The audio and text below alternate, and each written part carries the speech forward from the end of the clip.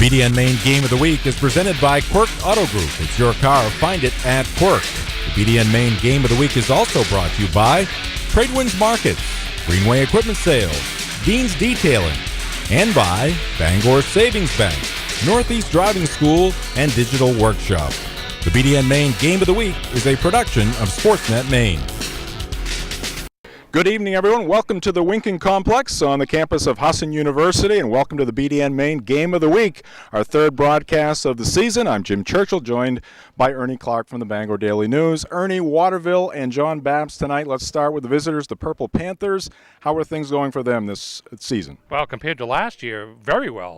Winless a year ago, 2-1 this season. Lost to Winslow last weekend. No real surprise there, given Winslow's traditional strength. But this is a team that was very young a year ago. A lot of those kids have a little more experience now, and they're looking at some upward mobility in Class C North.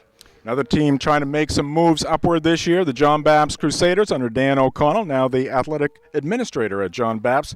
Your thoughts on the Crusaders? Well, they're kind of in a similar situation to Waterville, really, with a lot of young players having played for the last couple of years.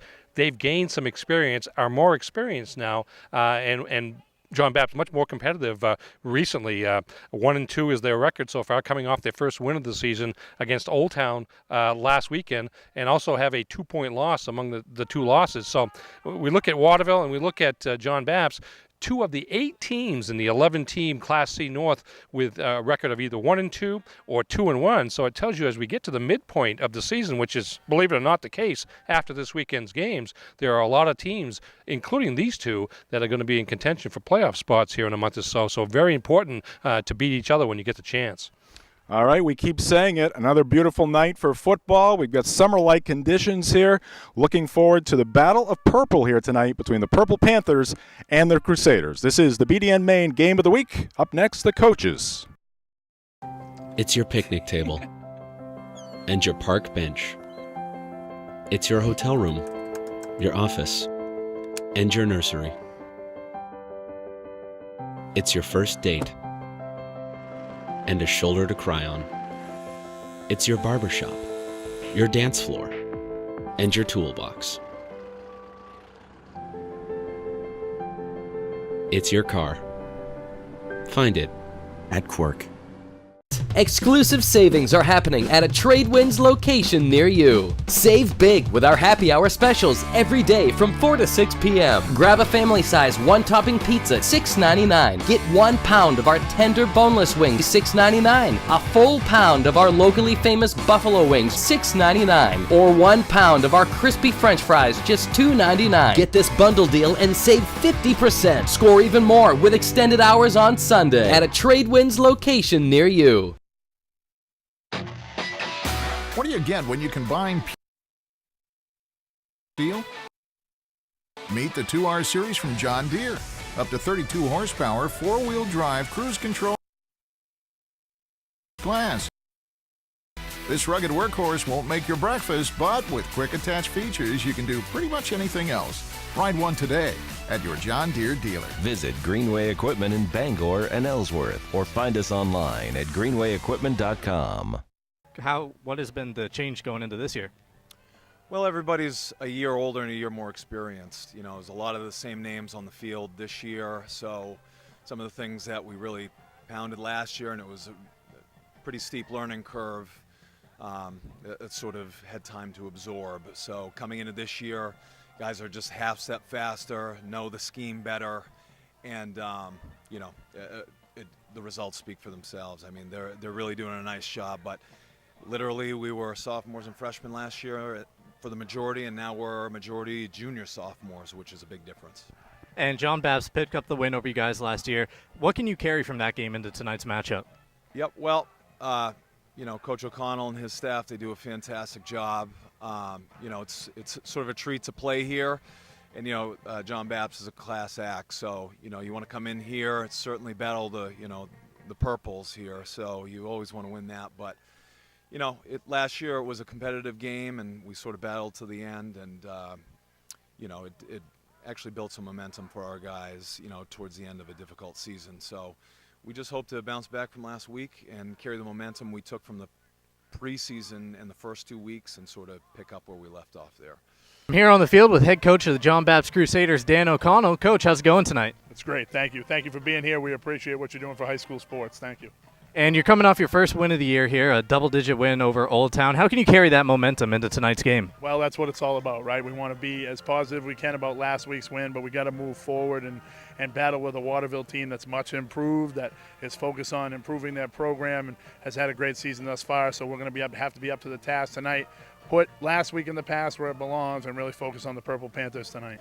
And can you just give us a quick scouting report on that Purple Panthers team for tonight's ball game? Sure. Offensively, they're very versatile. They have a number of playmakers in the backfield and a trigger man in the quarterback that can not just throw the ball but can run it as well. He's a dual threat. So we're definitely going to have to be disciplined in our gap protection defense and at the same time run versus pass when we, play those different schemes that they have.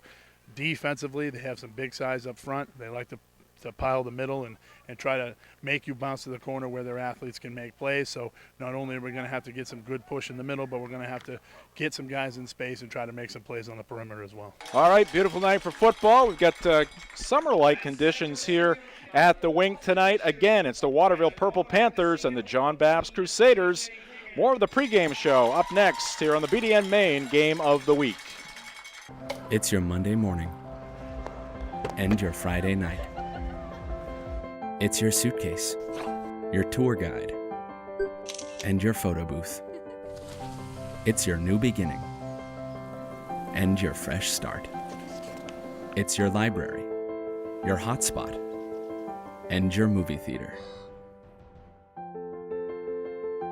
It's your car. Find it at Quirk. You deserve a clean car. Let Dean's take care of the details. Dean's Detailing has been Maine's auto detailing leader since 1971. Let the pros at Dean's renew your vehicle's appearance and protect your auto investment. For interior detailing, exterior detailing, and complete detailing packages, call Dean's at 945-3016 or book your appointment online at deansdetailing.com. And Dean's gift cards are the perfect fit for any special occasion. Dean's Detailing. We make used look like new.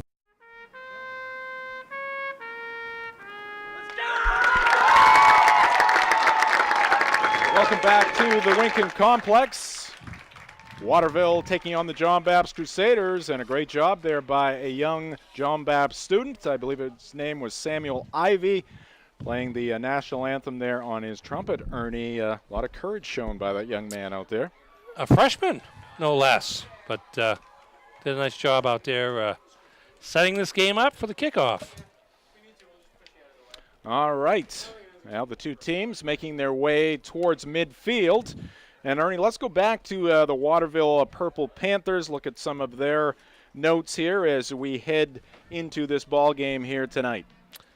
Yep, indeed, 2-1 to start the season. Matt Gilley, the head coach, third or fourth season. Longtime Waterville coach Frank Knight was in charge of the team for more than 2 decades, but Matt Gilley is taken over and is trying to rebuild the team. You mentioned Waterville at 2-1. Got off to a nice start, 21-7 victory over Mount Blue. Mount Blue, of course, a Class B team. Waterville in Class C under the new crossover schedule that's been implemented around the state this year. And then another victory. The defense coming up big in a 14-0 win over Madomic Valley in Week 2. And a little bit of a reality check in Week 3 is playing the Winslow Black Raiders in their Battle of the Bridge. And Winslow came out and scored 8 touchdowns, all on plays of 20 or more yards, and just kind of took the Purple Panthers out of their game. And so now it'll be interesting to see how they respond to that defeat the first time this year against a John Bapst team coming off its first victory of the season. And let's turn our attention to the John Bapst Crusaders. You mentioned their first win of the season, that coming at Old Town last week after a couple of tough losses to start the season. Yeah, indeed. Narrow loss to Mattinock in Week 1, 14-12, and then was shut out by a Herman team that enters play tonight with a 3-0 record, and then a kind of a crossroads game, if you will, in Week 3 against Old Town that John Bapst came out and did a nice job and pulled off their first victory of the season. I would say here you have another 50-50 type of game here tonight. Waterville 2-1, John Bapst 1-2, and for the winner, momentum to build into the second half of the season. And looking at some of the program history, first for the Waterville Purple Panthers, they last won regional titles back in 93 and 94, Ernie, when they captured Class A titles. Their last state championship game came in 1974. Class A titles that they won, Eastern Maine titles. The quarterback on at least one of those teams was Brian Scott, who went on to quarterback at the University of Maine, and now is the offensive coordinator at Old Dominion University under head coach Bobby Wilder from Madison. All right, we are just about set to get this one underway, starting a little bit late here tonight as the Waterville Purple Panthers ran into some construction on their way up here to Bangor, Ernie, setting us back just a little bit, but we've got great conditions here tonight, and we are set for the opening kickoff. Grant Wang, a junior, will do the honors. Got Logan Dempsey along with Cody Valley back deep. Slow line drive kick at one hopper taken by Dempsey. Stumbles momentarily. He's across the 30. He's across the 40. He's at midfield. Dempsey heading towards the end zone at the 10, the 5, and he is in. Touchdown. Well, that's how no flags. No flags at all. Clean play, untouched. Went Dempsey up the middle. You see the kickoff here. Good job by Dempsey of catching the ball, actually. Had to reach to his left to snag a ball that was moving pretty fast, but once he got control, he was moving pretty fast. Untouched to the middle. Good blocking there by his teammates, and down the right sideline, really unchallenged. And 14 seconds into this contest, John Bapst on the opening kickoff takes it all the way home. He fielded that at about the 15-yard line or thereabouts. Now the Crusaders going for two, but getting stuffed at the line is Jared Smith, and he is stymied, so that'll keep it a 6-0 deficit for the Waterville Purple Panthers. Yeah, 87 yards on that kickoff return, and the key, really one of the keys, was him catching the ball, because that kick was a low line drive, 1-2 hopper, and was moving at a pretty good pace. If he hadn't gotten over there, it would have gone into the end zone, and they would have been relegated to their own 20-yard line. But good hands there going to his left, and really the middle of the field opened up thanks to the blocking up front there, and really nobody came close to tackling Dempsey, the senior wideout for John Bapst, and home folks have a lead, building on that momentum from last week. Got that win last week, and playing all the part of a team that wants to turn that one win into a winning streak. Now that we have the team straightened out here, Ernie, John Bapst, they're in the purple jerseys, and the Panthers from Waterville are in the purple pants. How many purple teams are there? Hamden's also purple. Right. Are there any more that I can think of? Marshwood is downstate. All right, kicking off for the Crusaders. Number 33, that's Wilson Higgins, a sophomore. A couple of deep backs for the Purple Panthers, and it's going to be a two-hopper picked up by Waterville. And number 28 battling, but finally going down is Jack Dalton. Takes it up to about the 26-yard line of the Purple Panthers, and that's where Waterville will get things going with their offense, trailing 6-0. Well, playing from behind immediately. Waterville kind of spreads its offense out among several different players. Sets up in the spread. Does some passing, but not a lot. Here's a pitch left side, heading towards the Waterville sideline. It's going to be a short gain, about 3 yards, picked up there by Dalton. And that'll make it 2nd down and 7. Jim Churchill, along with Ernie Clark from the Bangor Daily News, along with the Sportsnet Maine crew here. Happy to bring you high school football on a spectacular September night here. We're going to get you straightened out. That was Wheeler for Waterville, not Dalton for John Bapst. I'm sorry. I'll get straightened out here. And the handoff inside, nothing doing there. Jack Thompson, the quarterback for the Purple Panthers. That was the, I believe, fullback. Yeah, Trafton Gilbert, sophomore fullback, but not much there. No gain on that play.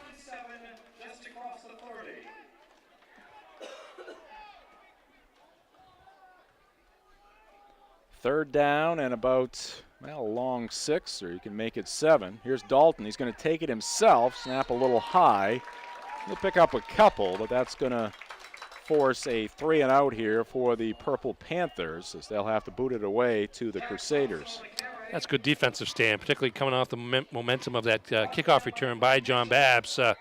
Now the offense gets the ball for the first time, presumably full of confidence. Their team already in front thanks to the special teams.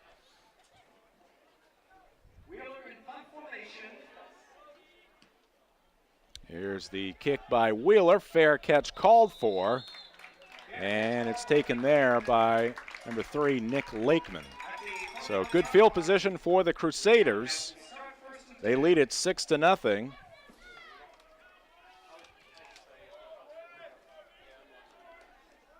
Logan Dempsey running back the opening kickoff.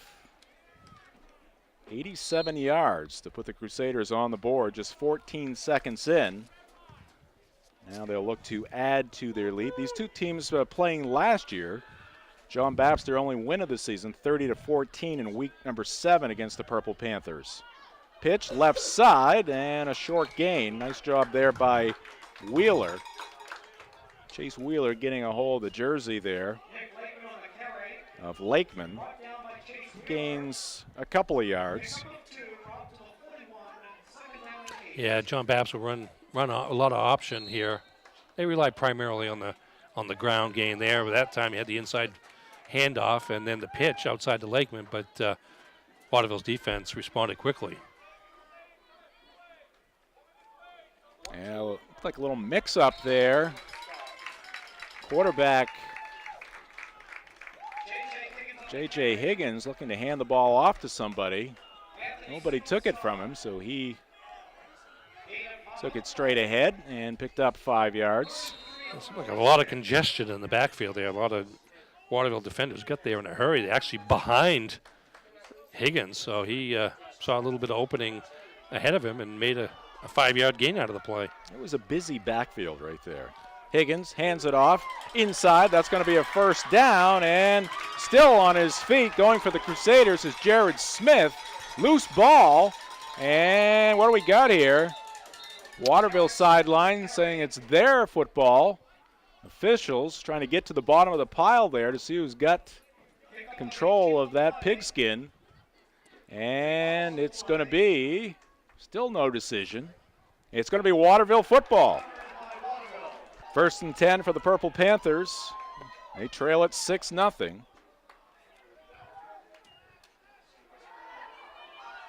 From the shotgun, and then scooting out to his right for the Purple Panthers was Jack Thompson. Threw the ball low. Intended receiver there for the Purple Panthers was Wildhaber, Nicholas Wildhaber. All right, 3rd down and 6 for Waterville. Seeking their 3rd win of the season. And again, the pitch going to be Wildhaber again. He's got the first down across midfield into John Bapst territory. They'll move the chains across the way. And that's got to be a relief there for the Purple Panthers. Get that first down, Ernie, and at the very least change up the field position here. Yeah, 11-yard gain by Wildhaber there. That's just a situation where Waterville spread out John Bapst's defense, and Wildhaber made the most of some open space.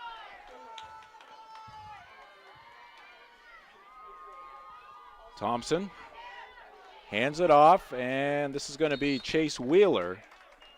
And the senior spins his way upfield, gets close to the 40s at the 41. The BDN Main Game of the Week, presented by Quirk Auto Group. Quirk Auto Group, it's your car. Find it at Quirk.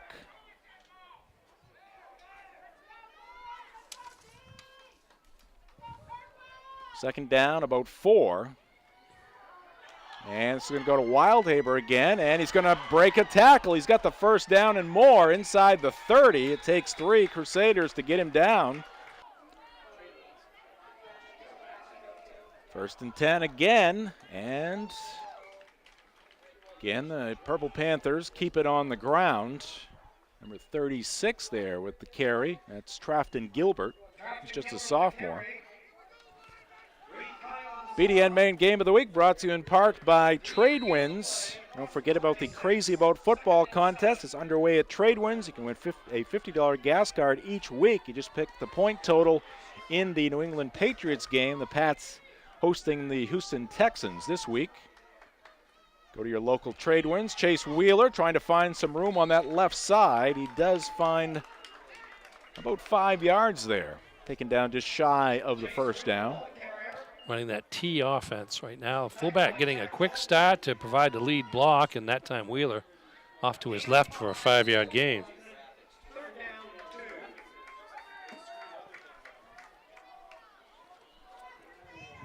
Third down. And a long 2 to go here for the Purple Panthers. And they go inside. Is it going to be enough? It's going to be very close. Let's see where they spot it. You have to bring out the chains for this one. Looks like he's got to get just about to the 19 in terms of the line. Not sure if he made it. And group of officials looking down the line. Now they're going to call time, and they're not sure either. They may have to bring the chains out here to measure this one. I don't think they made it, but then again, I don't have the angle nor the eyesight that they probably do. I was going to say it was the latter that jumped to the forefront for me. Yeah, I figured you'd go that way. Thank you. All right, they're going to clear a little room there. Here comes the chain gang, and they'll get the measurement. Be 4 down territory, even if they don't make it. So it's not really quite that dramatic, and just short, just well, maybe 5 or 6 inches short there for the Purple Panthers. So, as I told you earlier, that was clearly short. It's that old saying about a blind squirrel. BDN Main Game of the Week brought to you by Greenway Equipment. For the best in John Deere sales and service, it is Greenway Equipment with 2 locations, one in Bangor, one in Ellsworth. Visit them at greenwayequipment.com. Like them on Facebook, Greenway Equipment. Nothing runs like a deer. Oh, and now it's going to be 4th and 5 plus 5 inches. Bunch of Purple Panthers not on the same page there. I saw about 80% of the Waterville offense dart forward a little soon there. Yeah, I think the left guard maintained his position, but other than that, it was a little chaotic. But that'll come up in practice on Monday. It will. 4th and like you say, barely 5 at this point. Still a manageable position, but certainly as close as they were, they would have liked to have punched it over. Behind Thompson, who is going to get taken down by the John Bapst defense. Great job there by Dan Sprague, the senior defensive lineman, getting in there early. And a big loss there for Waterville, and they're going to turn the ball over on downs. Yeah, here we go. There's the snap to Thompson, and Sprague is right there. I mean, unblocked basically at the line of scrimmage and got into the backfield before Thompson could turn to roll to his right, and the sack gives John Bapst possession. All right, so the Crusaders with it. Defensive stand for them. Here's the pass downfield, wide open receiver. They take the shot with Higgins. He's going to connect with Nick Lakeman, who takes it home.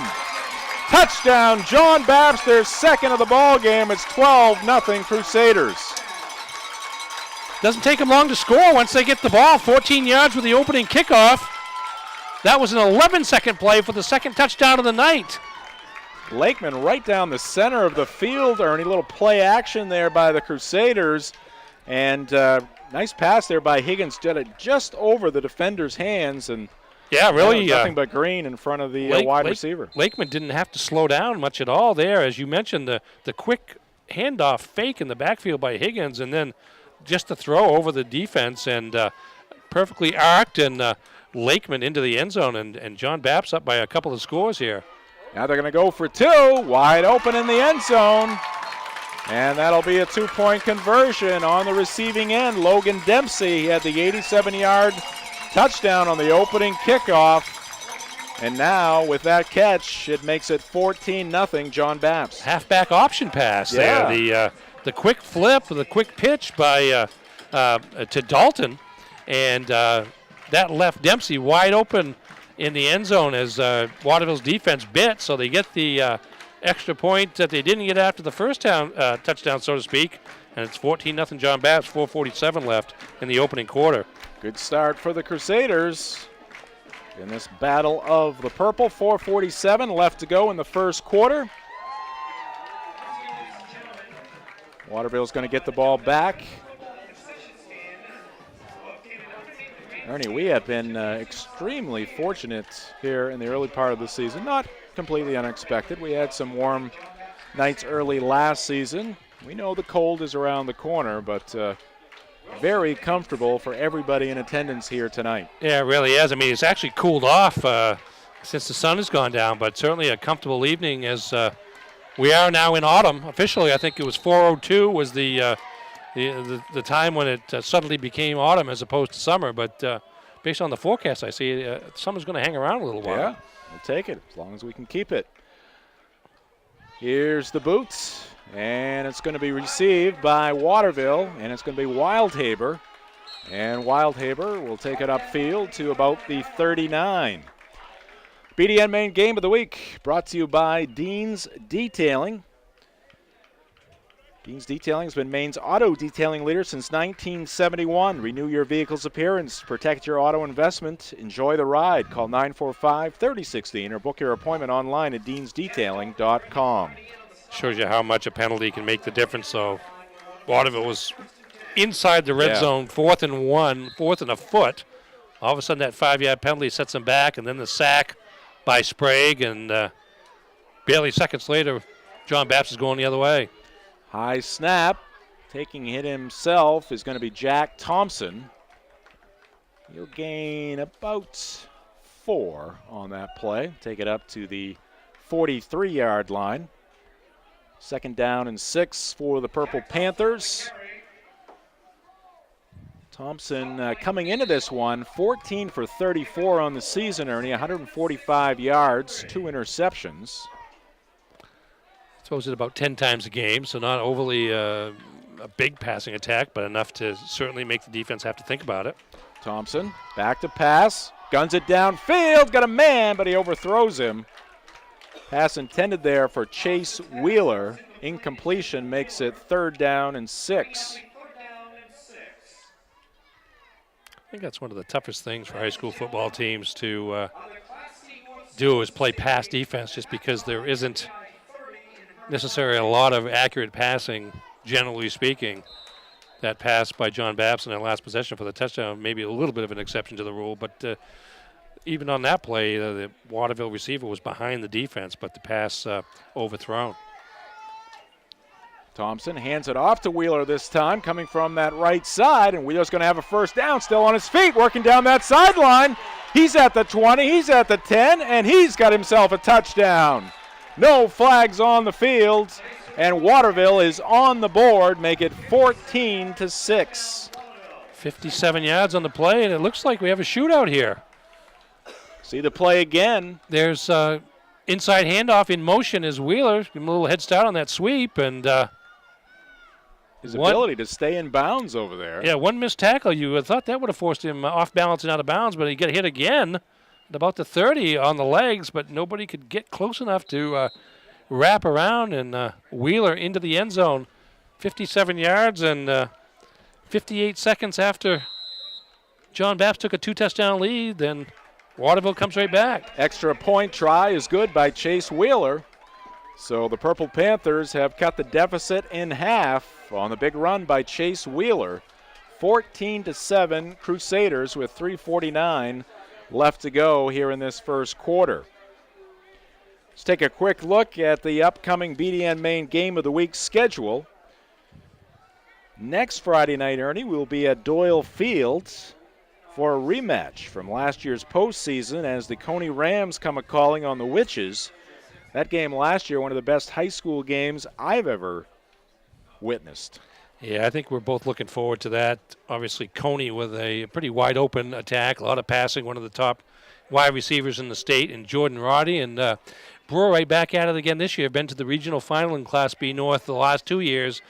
Different cast of characters doing a lot of the work in the backfield this year for Nick Arthurs, but a veteran line that has kind of paved the way to a 2-1 start for the Witches heading into tonight's crossover game against Greeley of Cumberland Center over at Doyle Field. Well, the Purple Panthers are going to kick off for the second time in this ball game. Chase Wheeler for the Purple Panthers will kick it to the Crusaders, who have Logan Dempsey and Stephen Fitzpatrick back deep. And it's going to be Dempsey. Fields it at the 17. Of course, he took one back on the opening kickoff, but he is drilled right at second base, Ernie. He took a hit at second base from number 28 of Waterville, who didn't tackle like a second baseman, Nicholas Wildhaber, delivering the blow, but decent field position for John Bapst as they're at about the 30. Few scores just to share with you at this point. Big game in Class D North. Foxcroft Academy 24, Bucksport 12 at the halftime. Another halftime score in Class D, Ellsworth 6, Holton 6. Class B game, Skowhegan 20, Brunswick 14, late first half. 1st and 10 at the 30 for the Crusaders. Higgins under center. He's going to give it to number 2. That's Jared Smith. Smith on the last drive had the turnover there after a big gain, and this time takes about 4 Panthers to wrestle him down. This time he comes up with the football. Big gain there, or nice gain, I should say, on first down. 6 yards for Jared Smith, and it's going to be 2nd and 4. Madison 21, Wells 7. Late second quarter. That's a big game in Class D. Class D South, 2 of the 3 unbeaten teams left in that division. Mountain Valley 14, Mananoquoc 14 at halftime. That's a crossover game. First meeting between the Falcons of Rumford and the Lynx of Lincoln. And the Crusaders try to go up the middle once again. Not much room there. Noah Von Ozen on the tackle. J.J. Higgins, the quarterback for John Bapst, Ernie, 11 for 36 on the season, 224 yards, 3 touchdowns, 4 interceptions. So both quarterbacks throwing it about 10, 11, 12 times a game. I certainly think John Bapst would like to establish their running game here with the lead. 3rd and short for the Crusaders. 3rd and a long 2, and they're going to have the first down. It's going to be Higgins taking it himself, and the quarterback picks up the first down as he takes it up to the 44-yard line of John Bapst. Yeah, Higgins faked the handoff inside to Jared Smith and then followed Smith through the hole for 7 yards and a first down for the Crusaders. It's actually their first down of the game. They haven't had the ball all that much.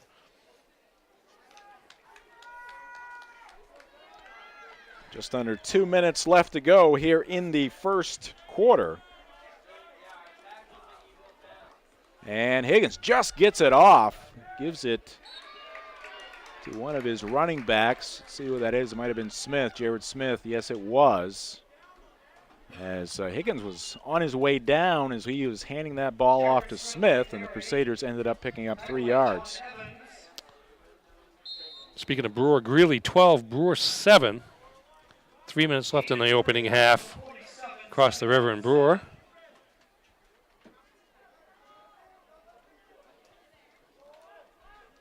Second and 7 for John Bapst as they are getting ever closer to midfield.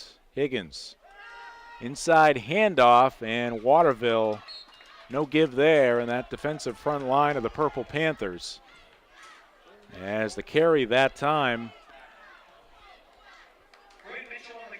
number 44, Quinn Mitchell, just a sophomore with the carry there. Yeah, Von Osen and number 55, John Evans, plugged that hole in the middle up, so John Bapst couldn't really get the play started. And we got a timeout called here by John Bapst. While we have a moment, we'll remind you the BDN Main Game of the Week brought to you by Tradewinds. Fuel up at your local Tradewinds, where every gallon you buy helps local cancer care. Oxford Hill 6, Edward Little nothing at the half. It's a Class A North game. Edward Little undefeated through 3 weeks. Old Town 30, Stearns 0, late first half. Oak Hill 20, Oceanside 14, late first half. Mount Desert Island 30, Herman 6 at the half. Herman, of course, the 3-0 entering that game. Mount Desert Island at 2-1, just a 1-point loss to Winslow to open the season. Coney 12, Mount Blue at the half in Class B North.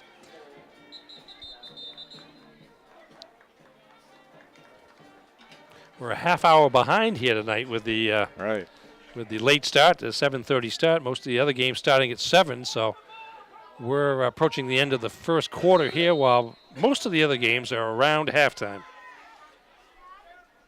Big third down play here for the Crusaders. Higgins back, fires right. The pass is high, incomplete. Intended receiver there was Dempsey. And it's going to be 4th down and 7.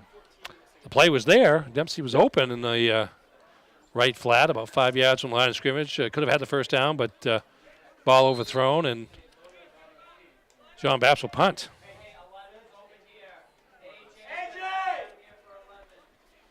Dempsey will kick it away here for the Crusaders.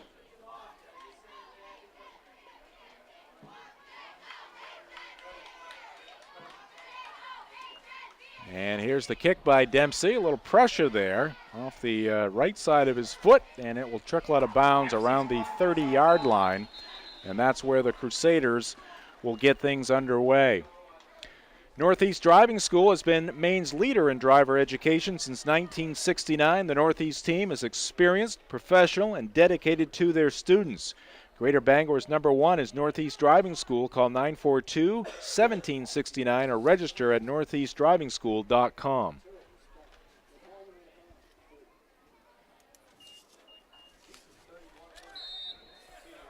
Just 26 seconds left to go here in this first quarter. Plenty of action in quarter #1 here tonight under the lights at the Winkin Complex. And we got a flag on this play coming from the backfield. Carry there for Trafton Gilbert. Reed Kaya with the tackle, but a flag here. And it's going to go against the Purple Panthers. And it's going to be a hold. So that'll set Waterville back, as they will walk off 10 yards here against Waterville. Penalty from the spot of the foul actually winds up in an 11-yard loss from the 33 to the 22nd. Second penalty of the games, both against the Waterville Purple Panthers. Now they're first down and 21. Inside handoff, and not much room there. Carry by number 23, that's Cody Valley, junior. So it's going to bring up a second down. When we come back, that'll do it for the first quarter after 1 here at Husson University between the Waterville Purple Panthers and the John Bapst Crusaders. It's Crusaders 14 and the Panthers 7. This is the BDN Maine Game of the Week. It's your picnic table and your park bench. It's your hotel room, your office, and your nursery. It's your first date and a shoulder to cry on. It's your barbershop, your dance floor, and your toolbox. It's your car. Find it at Quirk. What do you get when you combine pure diesel power with 1,600 pounds of raw iron and steel? Meet the 2R series from John Deere. Up to 32 horsepower, 4-wheel drive, cruise control, and a 6-year powertrain warranty that's best in its class. This rugged workhorse won't make your breakfast, but with quick attach features, you can do pretty much anything else. Ride one today at your John Deere dealer. Visit Greenway Equipment in Bangor and Ellsworth, or find us online at greenwayequipment.com. Back at Hudson University, the Winkin Complex, Jim Churchill along with Ernie Clark from the Bangor Daily News. We're also joined here in the booth by Mark Paulette from Sportsnet Maine. Mark, give us some scores. Currently at the half, Lewiston has staked a 28-0 lead over Bangor. Greeley's on top of Brewer 12-7. Here's the opening play in quarter number 2 by the Purple Panthers. Tripped up on that right side. It's Wildhaber. Maybe a yard. Marshwood's shutting out Lawrence so far, 21-0. Coney's on top of Mount Blue by a score of 12-0. Good one in Brunswick, where Brunswick's on top of Skowhegan, 21-20. Messalonsky is leading at Hamden, 14-0 at last report. MDI on top of Herman at half, 30-6. And Old Town is leading Stearns, 30-0. That game's also at half. On the ticket right now, it's Foxcroft Academy ahead of Bucksport by a score of 24-12. Third down and long here, and the pass downfield. Oh, intended for Chase Wheeler, but a tremendous defensive play there by Logan Dempsey. Ernie, looked like Wheeler had a step, but Dempsey with the late right hand in there to knock it down. Yeah, he did have a step, not a terrible pass at all on the run by Thompson, but a strong defensive play by Dempsey. As you mentioned, the receiver half a step behind him, but was able to make up the space at the end of the throw and reach up and just knock the ball away. What would have been about a 35-yard gain is instead a Waterville punt. We'll get the rest of the scoreboard from Mark after this punt by Wheeler. End over end, kicked, a one-hopper, and that ball, wow. Great play there by Higgins to hold on to that football. J.J. Higgins making the play on a short hopper. Mark, finish up with the scoreboard there. Yeah, a couple more games tied at halftime right now. Mountain Valley and Mattinockcook leveled up at 14-14, and Holton and Ellsworth are even at 6-6. Bad update on the Red Sox, currently losing 4-1 after 3 innings. Scooter Jeanette, a grand slam for the Reds. Cincinnati Reds, the lowly Reds with the early lead over the Red Sox. Thank you, Mark. All right, so John Bapst with the football, their first possession here in the second quarter. Crusaders with the 7-point lead in this one. Very eventful first quarter. We had that last week at Bucksport, Ernie. Yeah, certainly so, and a pretty fortunate situation for John Bapst on that punt as Higgins tried to pick the ball up off the ground and got drilled. Great hands there. Powering his way forward here for the Crusaders is Jared Smith. Junior showing some strength there, picking up 4 yards on that first down play. So John Bapst now in Waterville territory. 4 different ball carriers for John Bapst so far in the game, and no one with more than 3 carries. So they've really spread that rushing load out. Here's Higgins, inside handoff, hit almost immediately, but picking up a couple of yards for the Crusaders. Quinn Mitchell again, the sophomore. 3rd down and 4.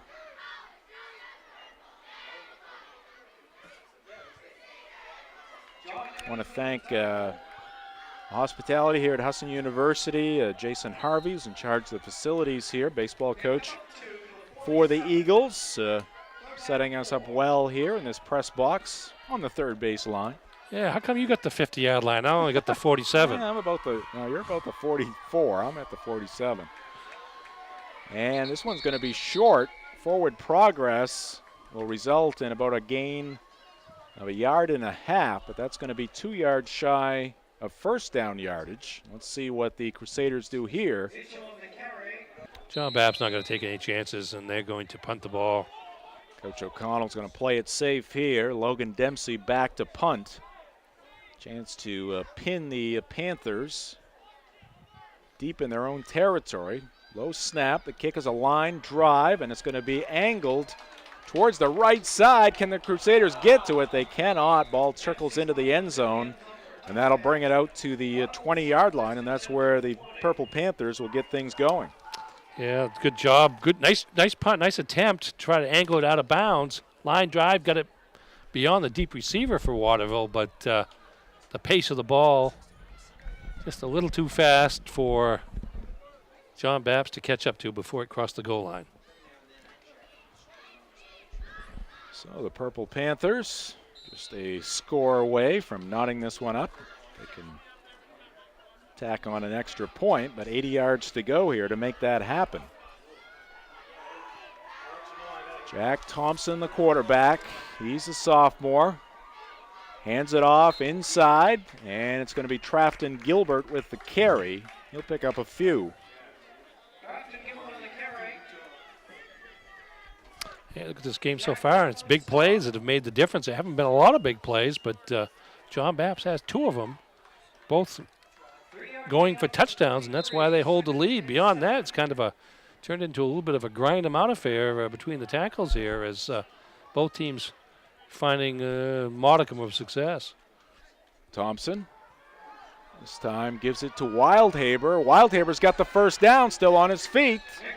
Taken down at about the 37-yard line, maybe the 36-yard line, but nonetheless, first down yardage. And that gives the Purple Panthers a little breathing room. A little bit of a counter play there as Wildhaber gets the ball and then cuts it inside, then drifts to the outside. And as you mentioned, the first down, it certainly improves Waterville's field position. Wildhaber demonstrating some shiftiness there and some great vision, finding the holes and moving that ball upfield. Not much here. It's going to be Wheeler with the carry this time, Chase Wheeler. At the bottom of the pile there for John Bapst, Quinn Mitchell in on the tackle. Mentioned that John Bapst has used 4 ball carriers. Waterville Purple Panthers have used 5 different ball carriers with at least 2 carries apiece. We'll have some stats at the half. BDN Main Game of the Week brought to you by The Drive. Catch The Drive weekdays 4 to 6 on Sports Radio 92.9 The Ticket. The Drive, your sports, your teams, your show. Keeper here by Thompson. He's got some running room, and he'll be taken down close to first down yardage. I think he's got it. Needed to get to about the 47-yard line, and that looks to be the spot, and they'll move the chains again. Okay, a lot of people going in different directions in the Waterville backfield here. You see the jet sweep attempt, the faked handoff there, and this time Thompson keeps it and finds some pretty good open space off to his right, gets into the secondary before he gets tackled, but not before he gets the first down. Every time I see those base areas, Ernie, I think of the Oakland Coliseum and playing football in those old baseball fields, as they still do there in Oakland, and it's going to be a loss here for the Purple Panthers. Of course, those base areas here are just a different colored turf, or the beige. And it's not dirt. It was dirt in the past, but when they put the new field in, they used turf for the base areas, and so it's all the same. Good defensive play there. Quinn Mitchell to force the loss of 4 on first down by Chase Wheeler, and the Purple Panthers is Waterville. Mitchell playing that right end position there. He's been very active. Here is Gilbert. He'll get a couple of those yards back after the loss of 4. And it's going to be 4th down and long. What is that? 4th and Holden? 4th and Holden. Just trying to get my geography in place here. Hey, heading in the right direction. Yeah. We were down on that field before the game. Kind of made me want to lay down and take a nap on it. It was pretty soft and comfortable. Probably too soft for the New England Patriots, but soft enough for my purposes. Pat's getting new turf at Gillette for the 3rd time, I believe, in the last less than a year, I think. Yeah, I think it's the 4th different turf field they've had, kind of the original one, because this last one was only in for a couple of weeks, and then they decided it was too soft and put another one in while they were this turf here at away. Husson.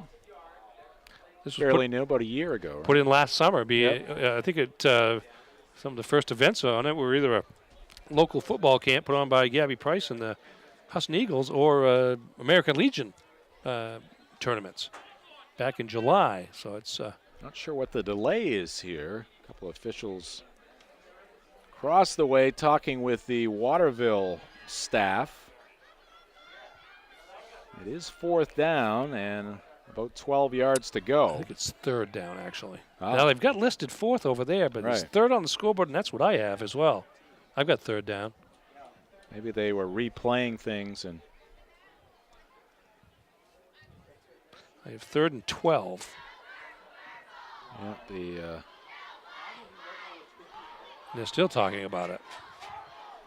Doing a little replay here, I think. Might have to go to Mark Paulette for the replays here to sort this one out. Why, did he suddenly go to Secaucus, New Jersey or someplace to do that? He's got the replays right here. Now they've changed it on the marker down. to 3rd, so we're all set to go now. 3rd and long, though. 3rd and 12, 12 and a half, almost 13, so certainly a passing situation. 6:04 left to go in the first half. See the score there on the screen, 14-7.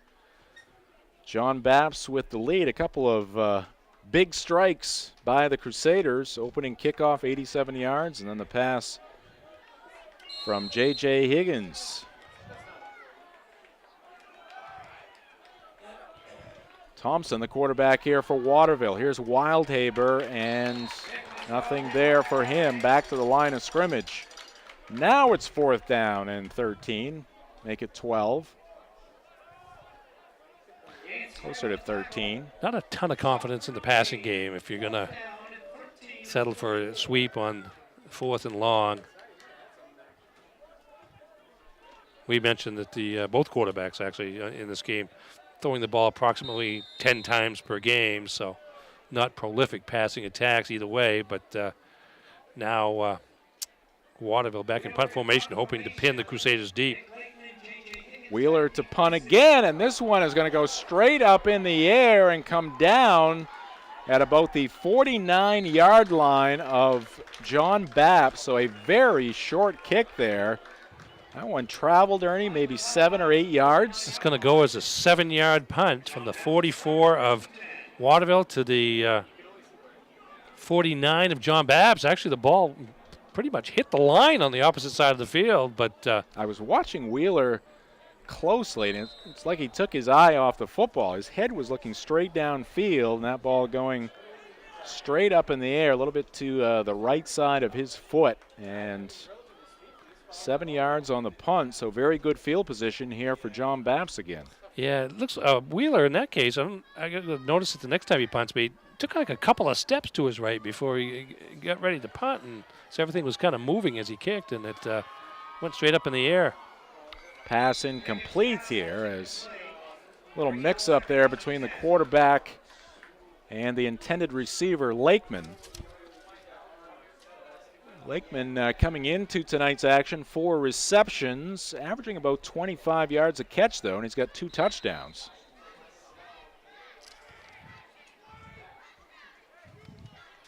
Actually, 3 touchdowns now because he had one tonight, right? That was Lakeman on the touchdown, and then it was in. Dempsey on the point after, right? Yep. Yes.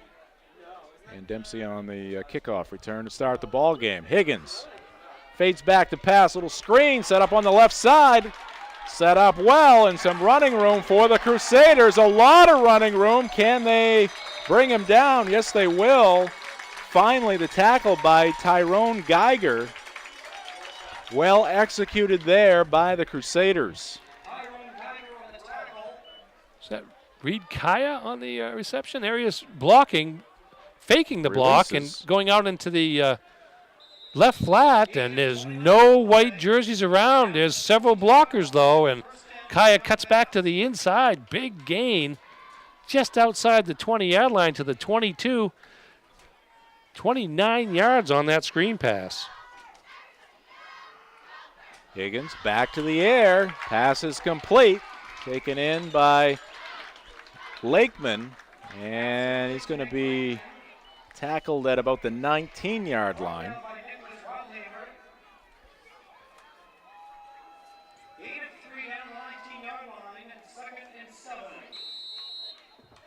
Well, we talk about how this had kind of ground into a running game, and John Bapst opening up the player book a little bit with some pretty good success. Higgins going to pass again over the middle. He's got Lakeman. Lakeman to the 5, and Wheeler will catch him just before he gets into the end zone, as he'll be twisted down at about the 4-yard line. Just a pass over the middle. Fake the handoff again. There's Lakeman wide open across the middle, and then it's a foot race to the sideline that Wheeler beats, but not before Lakeman gets inside the 5-yard line. It looks to be about the 4.5. Higgins going to pass again. He's got a receiver in the end zone. The pass is complete. Drilled there is Dempsey, but he holds on. He took a thunderous hit from Chase Wheeler, but Dempsey holding on for John Bapst. And that's their 3rd touchdown here in the first half. Here Watch goes Higgins, looking to the middle, looking for Boom. Dempsey in a hit, trying to knock the ball out. Legal play for sure. But he holds on, does Dempsey, and John Bapst back on the board. They did throw a flag, didn't they? So that's, yeah, they are going to call the hit. It's the helmet-to-helmet play there. And that's going to be on the kickoff, applied to the kickoff. So, yeah, there's not much tolerance for that, particularly in this day and age of football at all levels. Right. And so the flag comes out quickly. The touchdown counts as Dempsey held on, and John Bapst reasserts itself here, up 20-7. Air O'Connell on that last drive. Really was. 1, 2, every play, 3, 4, 5 plays, 5 passes. And Ernie and I are old enough to remember Air Coryell with the old San Diego Chargers. Higgins under pressure, tucks it in, and he'll come up short. Almost got to the end zone there, but about a yard short. So the John Bapst Crusaders unsuccessful on the 2-point conversion.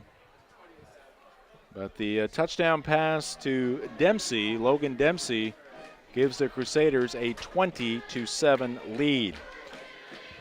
The BDN Main Game of the Week brought to you by Greenway Equipment. For the best in John Deere sales and service, it's Greenway Equipment with 2 locations, one in Bangor, another in Ellsworth. Visit them at greenwayequipment.com. Like them on Facebook. Greenway Equipment, nothing runs like a deer. 5 plays, 51 yards on that drive, all through the air. Actually, the drive started out with an incompletion on first down, but then Higgins to Kaya for 29 yards on the screen. Then 3-yard gains to Lakeman, and Lakeman again to get it to the 4, and then the touchdown strike for 4 yards. J.J. Higgins to Logan Dempsey with 3:36 left in the first half. Yeah, first touchdown reception for Dempsey this year. Came in averaging about 17 yards a catch. And now the ball, because of the penalty, has been placed on the Waterville 45, and just a slight thought about whether or not you might try to get the ball back if you're John Bapst and maybe kick a little onside action. Probably won't be the case, but this is when you would do it if you're going to. Live stream of this ball game tonight at BangorDailyNews.com, of course. You can catch the game on demand at DriveShowMaine.com. We'll have it up on the website midweek. You can enjoy the game as many times as you want. This ball bounds down inside the 10, and it's going to get back to about the 10-yard line. Gabriel Bonner there. Or check that. Was that Bonner? Or was that was that 13. Yeah, Gabriel Bonner for the Purple Panthers. That's the other option for John Bapst in that situation with a short field to kick to, is to try to pin the opponent deep, and that's exactly what they've done. Waterville with 3 timeouts left here in the first half. John Bapst with 2, so his first play or two here will be pivotal in terms of which teams might try to use timeouts to extend the half. Thompson looking to the air. He's got a man on the near sideline. Pass is complete. And run out of bounds there is Cody Valley, the junior. It's going to be a gain of 7 for the Purple Panthers. 2nd down and 3, deep in their own territory. John Bapst would love a stop here to see if they can get the ball back one more time before intermission. First pass completion by Waterville here this evening, that 7-yard gain. High snap to Thompson. He'll pull it down, take it himself. He's got the first down, and he is taken down at about the 25. And that's going to be a first down for the Purple Panthers, giving them some breathing room. They've got plenty of time to get on the board here. Indeed, 3:19, all 3 timeouts, so the farther you get out toward midfield, the more ambitious the offense will become. Dean's Detailing has been Maine's auto detailing leader since 1971. Renew your vehicle's appearance, protect your auto investment, enjoy the ride. Call 945-3016 or book your appointment online at deansdetailing.com. That is going to be a loss for the Purple Panthers there on first down. Yeah, 44 Quinn Mitchell snuffed that out. That was kind of a inside counter from right to left, and Mitchell there getting at that defensive end. Yeah, he's been active tonight in the interior of that defense, even though he's playing end. He gets inside early, and that time forced a loss on the play. Again, a high snap to Thompson, and that's going to upset the timing, and he's going to be sacked. Jack Thompson goes down at the 15-yard line. Let's see who's in on this play for the Crusaders. Again, that snap, that high snap, Ernie, throwing off the timing. 65 maybe?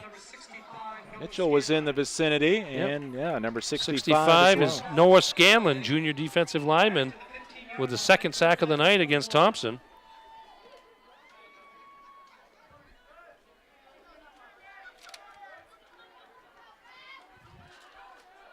Third down and about 20 yards to go here. Thompson under pressure, flings it right, and the pass is going to be incomplete and probably just as well. Pass intended there for Cooper Hart, the tight end, off his fingertips. And John Bapst figures to get the ball in good field position with 1:45 left in the second quarter. Crusaders trying to get to the 500 mark. And they're trying to send the Purple Panthers to 500. Waterville coming in with a record of 2-1.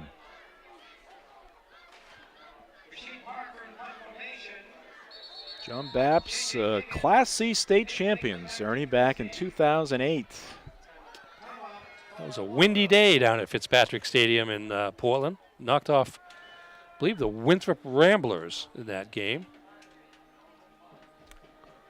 That was a that was the capstone of a pretty remarkable comeback over the years by John Bapst, who, when Dan O'Connell arrived, I believe was in the midst of a long losing streak. And gradually they got better, and gradually they got better, and they got to the point where they were battling Foxcroft Academy for supremacy in the LTC during the mid-2000s, and got over the hump there in 2008 and won it all. Which I don't know that very many people would have imagined, say, 5 or 6 years earlier. Of course, Dan O'Connell, not only the head coach in football for John Bapst, but recently named the athletic administrator. Rick Sinclair was at John Bapst for a long time, coaching basketball, also serving as the athletic administrator. He moves back from whence he came, Herman, back at Herman High School with the Hawks there, and Coach O'Connell taking over that position. Yeah, one of the first things that Dan O'Connell did after he got hired to the AD job, and once the determination was made that he was going to continue coaching football, was to hire Haggy Pratt as an associate head coach. Pratt, of course, longtime head varsity coach at Dexter and Mount View and Nokomis. And another short punt. Did they try a different punter there, Ernie? They did, actually. Cooper Hart that time with the punt for Waterville. And So similar result, a little further than the 7-yard punt on the last attempt by the Purple Panthers, but John Bapst is going to have outstanding field position here. Ball at the 29 of Waterville. 2 timeouts left for the Crusaders, so don't have to be in a hurry.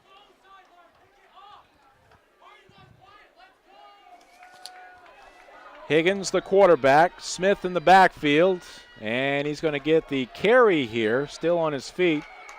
And a couple of Purple Panthers in on the tackle there. Hart, Cooper Hart, one of them, along with John Evans, senior. That's taking advantage of what the defense anticipates. The defense anticipates perhaps a pass a little bit more in this situation because the clock is running down, and that time just a dive handoff to the fullback for a good gain, 7 yards on first down. Approaching the 1-minute mark here in the first half. Higgins back to the air. He's got a completion. Lakeman on the receiving end. First down. And it's going to be first down and goal for John Bapst, knocking on the door once again with a 13-point lead. The passing game of the Crusaders, Ernie, over these last, actually few drives. They had the long touchdown pass to Lakeman earlier in the first quarter. Most of their offense coming in the air here in recent plays. Good move there by Higgins. Fires to the right corner. And the official's going to signal touchdown just inside the pylon. What a play there by J.J. Higgins, avoiding the pressure, rolled to his right, and drilled one into Lakeman, who was just inside that pylon there. Let's take another look, Ernie. Yeah, felt some pressure, circled around to lose the pressure, create time, extend the play, and then threw it to the pylon. And great footwork there by Lakeman as well. And that's the 4th touchdown here in the first half for the Crusaders. They lead it 26-7. And now they'll try to make it 28-7. Higgins fakes a handoff inside, fakes another handoff. He's going to try to take it himself, but it'll come up well short. He goes down at the 6, and another 2-point conversion not successful here for the Crusaders, but they have a 19-point lead with 43 seconds left to go here in the first half. Want to thank our crew here tonight working on this broadcast of the BDN Maine Game of the Week. Ernie Clark, of course, my broadcast partner from the Bangor Daily News. You can catch his coverage both in print and online at bangordailynews.com. Kim Mitchell from Digital Workshop down there, doing a great job directing here tonight. Aaron Jackson from Sportsnet Maine. Of course, he stars in the drive. He was on the air with Ernie earlier today in the 4 o'clock hour. Mark Paulette, who's been giving us the scores, talked with the coaches before the game, and he is responsible for all these nice looks at the replays. Chelsea McKay, our engineer. We got Jay Baines. We affectionately call him Jay from Hamden, working on camera number 1. We got Brandon Rowe down closer to the sidelines. I'm Jim Churchill. Thanks for joining us for this game here tonight. J.J. Higgins now 6 of 8 for 126 yards and 3 touchdowns. That's a pretty good half for the John Bapst quarterback. Crusaders trying to kick off from the 45 there. Well, if the briefly. referee puts the ball there, Wilson what Higgins. are they supposed to do? Wilson Higgins, hey, if I may sneak in an extra 5 yards, let's see if they catch me here. Number 33 looks right, looks left, now approaches the football, and this one off the right side of his foot, and that's going to go out of bounds. And a flag or two will come out. And Waterville will have good field position. That was almost an accidental onside kick, as it turned out, because there was a John Bapst player in the vicinity about 11 yards from where the ball was, 15 yards from where the ball was kicked.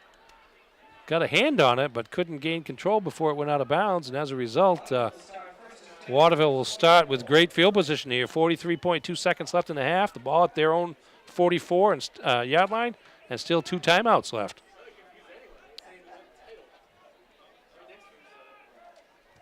Coming up at the half, we'll have some first half highlights. We'll update you on all the scores from around the state of Maine on the high school football scene. Ernie will give us some stats. Thompson looking downfield, slings it towards the middle of the turf here. Middle of the gridiron. That pass is low and incomplete. Waterville just, by comparison to J.J. Higgins, Waterville just 1 for 5 passing for 7 yards. Purple Panthers got off to a bad start tonight. They had some travel issues getting up here to Bangor. Ran into some construction. Got to the field late. Talked with Coach O'Connell. They were going to go to John Bapst and get in their gear for this game tonight. But I think they ended up just suiting up on the bus, which is never a comfortable thing. There's another incomplete pass. Yeah, and then they had the opening kickoff run back for a touchdown. Yeah. So it only got worse. But credit John Bapst, again, coming off their first win of the year last week, certainly fed off that momentum. And sometimes when you haven't won in a while, like they only won one game each of the last 2 seasons, sometimes it's the first one that's the most difficult to get because it's a little bit of a mental block as much as it is physical. And certainly the way things are now, Crusaders, having gotten that first win last week, is certainly showing that they're ready to, again, try to make this a winning streak. Thompson with the football, scampering towards the sideline. He'll be bumped out of bounds, and the clock will stop with 26 seconds left here in the first half. It is going to be 4th down. You had a fairly lengthy conversation with Coach Pratt of the Crusader staff, and sounded like he felt pretty good about the offensive unit. Yeah, he did. I mean, it's a work in progress. I mean, he's new to them. They're running a lot of what they've run in the past, but he's adding some touches to it, and I think he's feeling good about the fact that the playbook is expanding with each and every week. Mentioned next Friday night will be at Doyle Field in Brewer for a game between the Coney Rams and the Brewer Witches. We'll be off on October 6th, but back with you on October 13th, Foxcroft at MCI.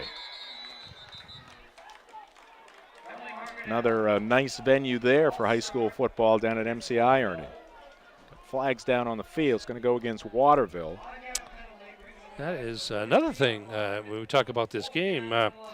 Penalties, that's the 4th penalty of the game against Waterville. I don't believe John Bapst has committed one yet, which is pretty disciplined on the part of the Crusaders. Again, the Crusaders started their season with a close loss versus Mattanacook, and then took it on the chin at Herman 27-0, but came back with their first win of the season, as Ernie mentioned, 25-14 against Old Town, and the Crusaders trying to get fancy there, and it almost cost them, but John Bapst able to come up with the football, and now we got a flag flying in the air well after the play. That was number 3, Nick Lakeman, who recovered that errant pitch. You see the punt coming down. Receiver is being tackled, gave the ball up late. I was trying to see who that was. Oh, it was Higgins. It was Higgins. It was Higgins. Tried to flip it as he was going down, and Lakeman did a good job to maintain possession. That could have been a disaster for John Bapst going into the half. Now we got a personal foul call against Waterville, and that's going to add 15 yards on the end of that play. So again, that flag came out well after the play. I don't know if there was some words said or. Yeah, I don't know if it was words, because it looked like by the time the flag was thrown, the Waterville players had all cleared. I wonder if it was like a spearing penalty in the back. That's the indication we get. He was on the ground with possession of the ball, and then he took a helmet to the back while he was on the ground, and I think that's where the penalty came from. And so it's going to go as a first down for John Bapst, who we're looking just to run out the clock at this point. And Higgins will take a knee, and the clock will wind down. We'll come to the end of the first half here at the Winkin Complex on the campus of Husson University, home of John Bapst Crusader football. And the Crusaders enjoying the first 24 minutes in this one. They lead it after a half, 26-7 over the Waterville Purple Panthers. We'll take a timeout, come back with the halftime report. This is the BDN Maine Game of the Week. Exclusive savings are happening at a Tradewinds location near you. Save big with our happy hour specials every day from 4 to 6 p.m. Grab a family size one-topping pizza, $6.99. Get 1 pound of our tender boneless wings, $6.99. A full pound of our locally famous buffalo wings, $6.99. Or 1 pound of our crispy french fries, just $2.99. Get this bundle deal and save 50%. Score even more with extended hours on Sunday at a Tradewinds location near you. Choosing the right school for driver's ed has never been more important. Northeast Driving School has been the leader in driver training since 1969. Greater Bangor's #1 team of instructors is experienced, professional, and dedicated to its students. Northeast offers a variety of weekday and weekend courses. Call 942-1769 or sign up at northeastdrivingschool.com.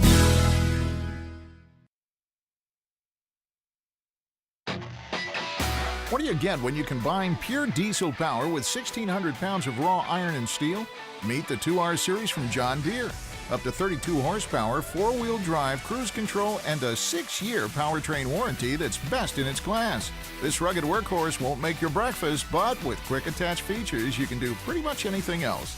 Ride one today at your John Deere dealer. Visit Greenway Equipment in Bangor and Ellsworth, or find us online at greenwayequipment.com. Back with the halftime reports on the BDN Maine Game of the Week. Jim Churchill along with Ernie Clark and the entire Sportsnet Maine crew here tonight. Thanks for joining us. This game again live streaming tonight at BangorDailyNews.com. You can catch it on demand coming up midweek at DriveShowMaine.com. All right, Ernie, let's get to some of the first half highlights. Another eventful half number one tonight here under the lights at the Winkin Complex. Here's the opening kickoff. It didn't take long for the fireworks to start it all. Took us a second to get the teams right. It took us longer than it took them. Good catch off the ground by Logan Dempsey at about the 13-yard line on the opening kickoff. Really untouched as he went through the middle to get to the right sideline. And from here, it's just a foot race as Dempsey caps off an 87-yard kickoff return. Pushed out of bounds by Chase Wheeler, but not until after he's in the end zone, and John Bapst with the early lead. And the Crusaders not done. J.J. Higgins, who's had a great first half passing the football, fakes a little pitch here and then fires down the middle of the field, and Lakeman goes all the way for John Bapst as they added to their lead. Yeah, that play went for 68 yards there. Nice fake in the backfield to draw the defense's attention. And then a little teardrop pass over the top. Dropped it right in to Dempsey's hands, and he raced the rest of the way for the score. Waterville trying to stay in this one and retaliate. And Chase Wheeler, who's been active on both sides of the football, tiptoeing down that sideline for a touchdown. Some good footwork there near the sidelines as a couple of John Bapst defenders tried to grab his ankles and bring him down, but he was able to elude the tacklers and stay in bounds. That play went for 57 yards and was, as it turned out, Waterville's lone touchdown of the half. First half of big plays, but in this drive for John Bapst, again, J.J. Higgins doing a lot of his work in the air and finds Lakeman across the middle for the touchdown. Was that Lakeman or Dempsey? I think that was Dempsey on that one. That was Logan Dempsey. That was a pass-oriented drive there. 4 of 5 on the drive for Higgins for 51 yards. All the yards in that drive gained through the air. The final 9 yards to number 5, Logan Dempsey, for the touchdown.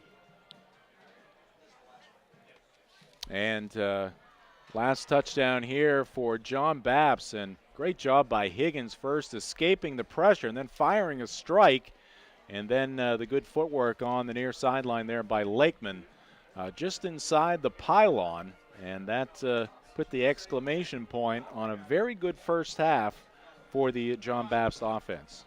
Yeah, that last touchdown set up by a short punt Just a 13-yard punt. John Bapst took over at the 29, and a couple of passes later, they were in the end zone. And a comfortable lead at 19 points for John Bapst here at the halftime break. And our highlights are brought to you by Greenway Equipment. For the best in John Deere sales and service, it's Greenway Equipment. They're located in Bangor and Ellsworth. You can visit them at greenwayequipment.com. Like them on Facebook. Greenway Equipment, nothing runs like a deer, and you can enjoy all of the great Greenway replays coming up in half number 2. We'll continue with the halftime reports. We'll come back with the scoreboard and some first half stats. Ernie is doing some ciphering as I speak. This is the BDN Maine Game of the Week. Exclusive savings are happening at a Tradewinds location near you. Save big with our happy hour specials every day from 4 to 6 p.m. Grab a family size one-topping pizza, $6.99. Get 1 pound of our tender boneless wings, $6.99. A full pound of our locally famous buffalo wings, $6.99. Or 1 pound of our crispy french fries, just $2.99. Get this bundle deal and save 50%. Score even more with extended hours on Sunday at a Tradewinds location near you. You deserve a clean car. Let Dean's take care of the details. Dean's Detailing has been Maine's auto detailing leader since 1971. Let the pros at Dean's renew your vehicle's appearance and protect your auto investment. For interior detailing, exterior detailing, and complete detailing packages, call Dean's at 945-3016 or book your appointment online at deansdetailing.com. And Dean's gift cards are the perfect fit for any special occasion. Dean's Detailing. We make used look like new. It's your picnic table and your park bench. It's your hotel room, your office, and your nursery. It's your first date and a shoulder to cry on. It's your barbershop, your dance floor, and your toolbox. It's your car. Find it at Quirk. Welcome back to the Winkin Complex here on the campus of Husson University. Jim Churchill, Ernie Clark from the Bangor Daily News. Mark Paulette's going to give us some scores here momentarily, Ernie, but we need the numbers from this first half. You got the stats. Indeed, I do. Unofficial as they are, John Bapst, 26, and Waterville, 7 at the halftime. John Bapst with 175 yards of total offense in that first half, and little surprising where it came from. 6 of 8 passing for J.J. Higgins for 126 yards. That accounted for the bulk of the offense with 3 touchdown passes along the way. Running for 49 yards were the Crusaders, led by Jared Smith, 3 carries for 24 yards, 3 carries for 12 yards for Higgins, and 8 yards on 5 carries for Quinn Mitchell, and then 2 carries for 5 yards for Nick Lakeman. The Waterville Purple Panthers, while John Bapst was throwing for 126 yards, Waterville just 1 of 6 through the air for 7 yards. They gained most of their yardage, 125 in total on the ground. That's led by Chase Wheeler with 6 carries for 67 yards, including a 57-yard touchdown run.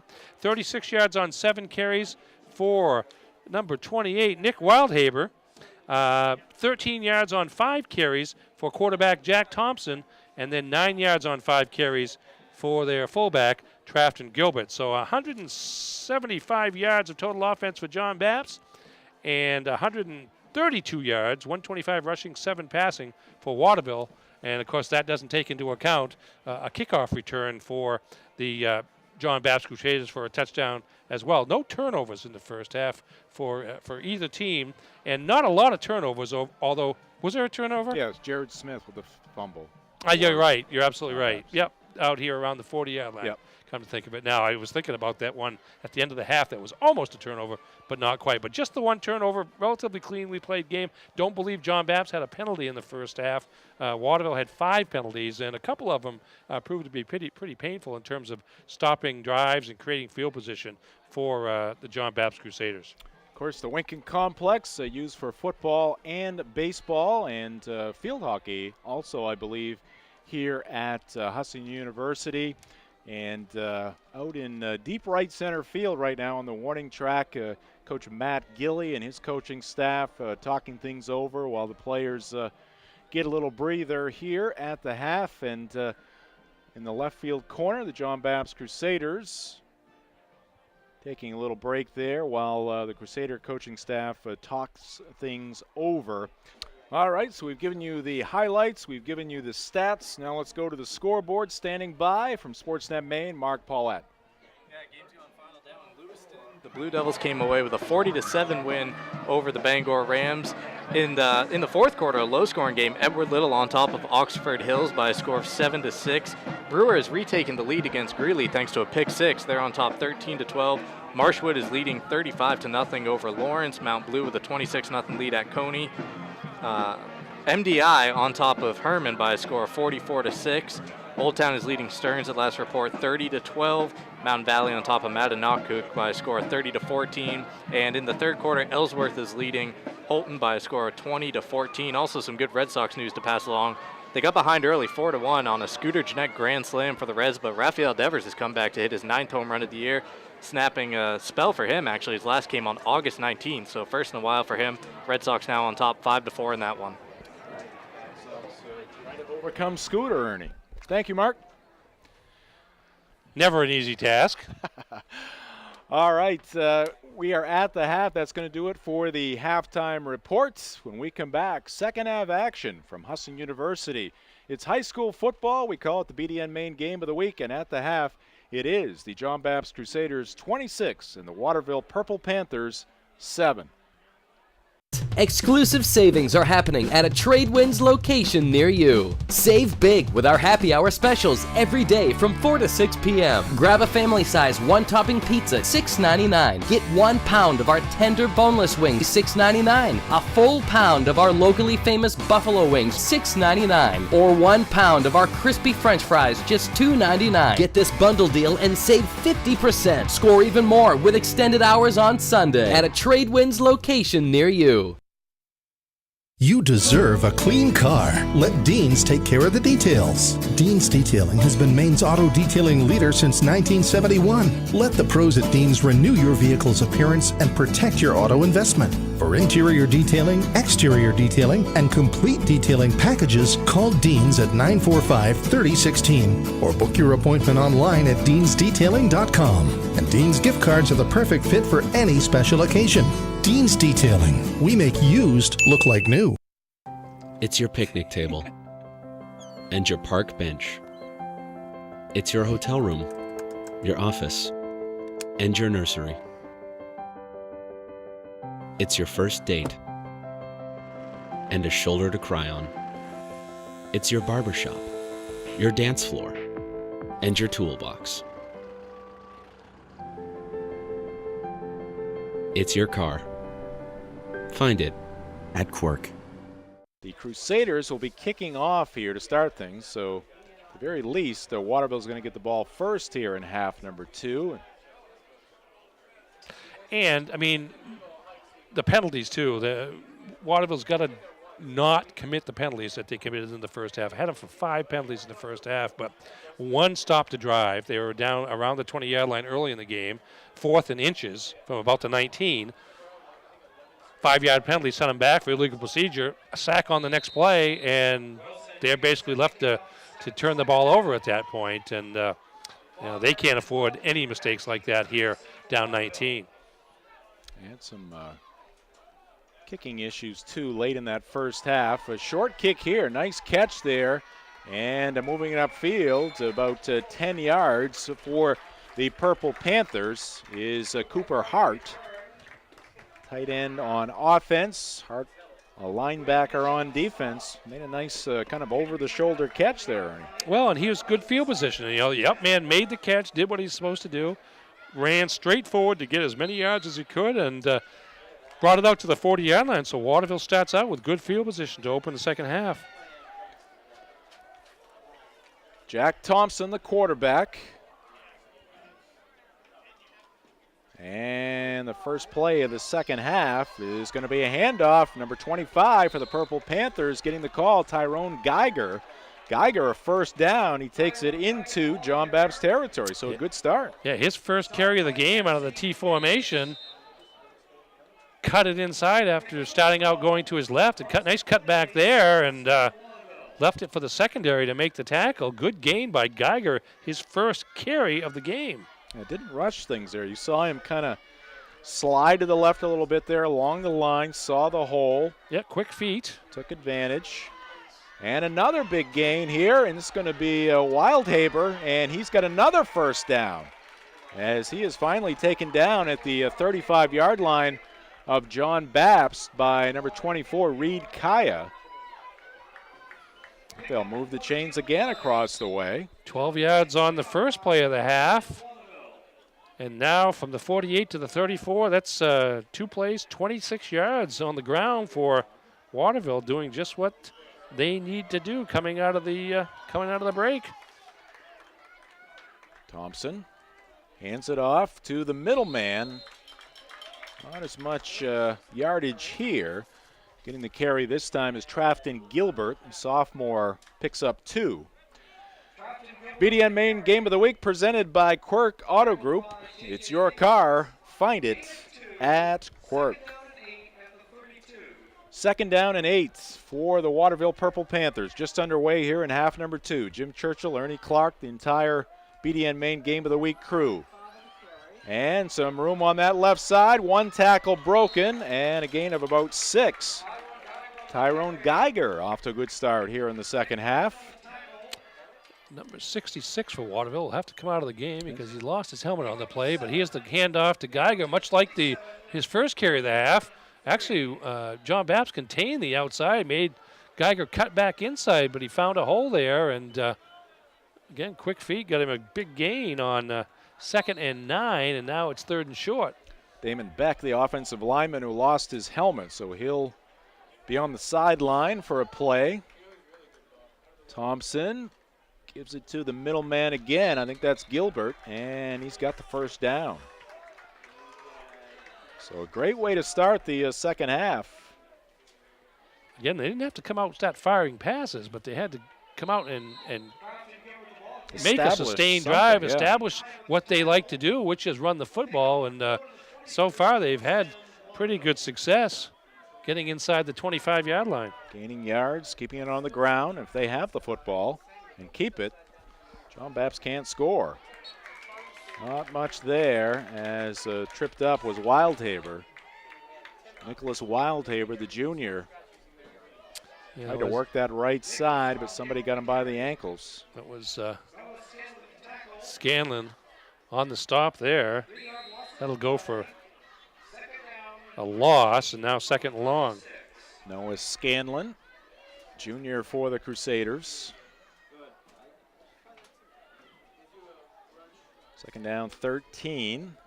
And it's going to be Geiger. He's spun down, maybe at the line of scrimmage. Good containment on the outside, but the John Bapst defense forced Geiger to cut it up inside, and there were multiple Crusaders waiting for him. Goes for a loss of 1.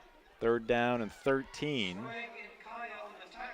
So things have come to a screeching halt here for the Waterville Purple Panthers. 2 down territory here. See if Thompson goes to the air. He's in shotgun formation. And we got a flag. Something didn't look quite right there on that play, and the flags come flying out. Goes offsides against Waterville, so 3rd and long became 3rd and longer. 6th penalty of the game against the Purple Panthers. Again, I don't believe John Bapst has any.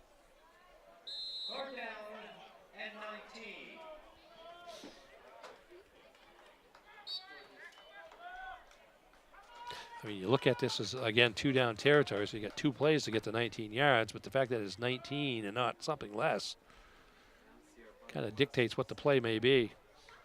Pass versus run.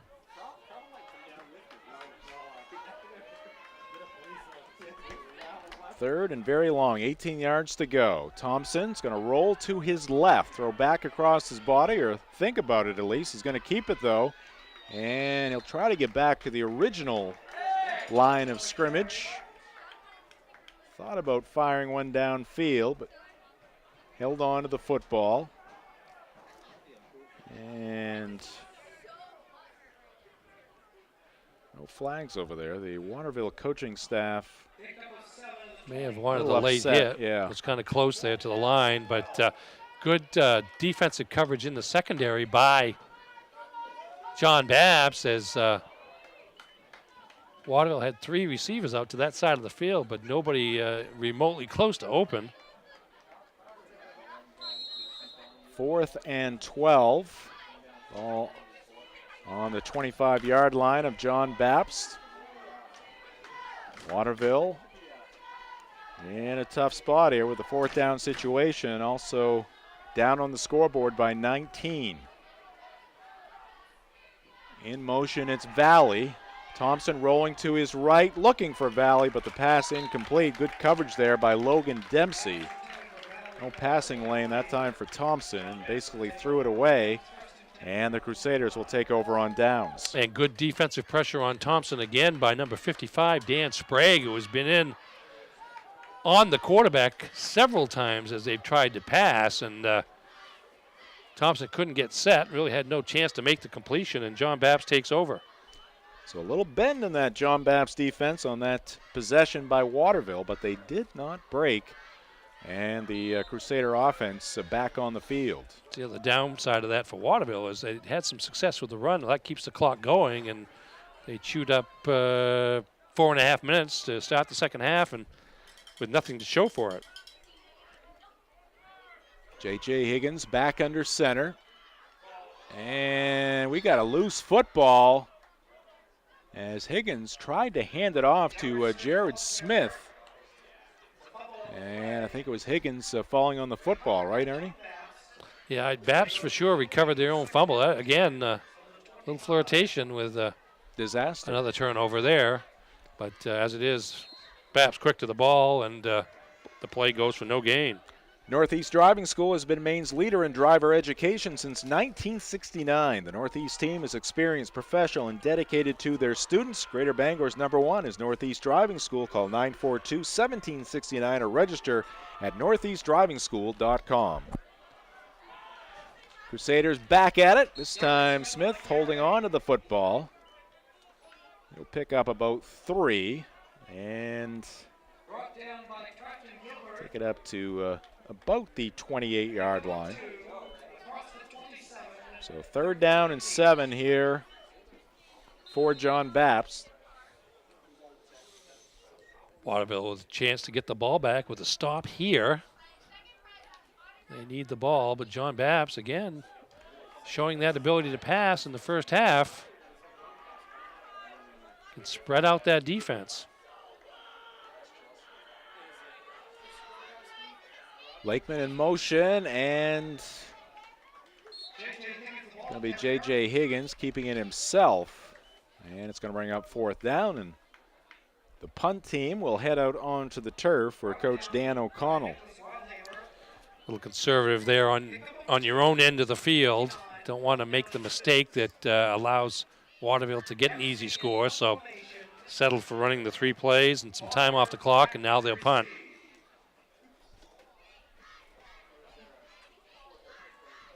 Dempsey, the punter for the Crusaders. Back at the 17, snap high, takes him back to the 15. He's going to have to pull it down, get around a defender, kick it away, and it's going to end up short of midfield. It's going to roll out of bounds at the John Bapst 46. So good field position for the Waterville Purple Panthers coming up in this possession. Yeah, number 55, John Evans of Waterville got in there to pressure the punter, forced him to sidestep. John Bapst may have been fortunate they didn't get called for the legal man downfield where it took so long for the punt to get off, but the short punt gives Waterville great field position. Shotgun, Thompson hands it off to Gilbert, and he'll pick up a yard or 2 on 1st down. Ball just inside the 45 of John Bapst. Catch the Drive, weekdays 4 to 6 on Sports Radio 92.9 The Ticket. The Drive, your sports, your teams, your show. Bob Ryan from formerly the Boston Globe has his own podcast now on the Drive Today with you, Ernie. Always entertaining. I'll tell you what, he's a fountain of information about all things Boston. But it's the passion, too. He's got the information, but yeah, it's the passion when he talks about it. He's been around it for so long. He had stories about Red Auerbach, who would have been 100, I believe, today. And he's got stories that nobody else has. And just any chance to pick his brain is a welcome opportunity. Nicholas Wildhaber, the carrier there, picks up 7. Third and short for Waterville. Again, probably in 4-down territory. Down by 19. Approaching the 4-minute mark here in this third quarter.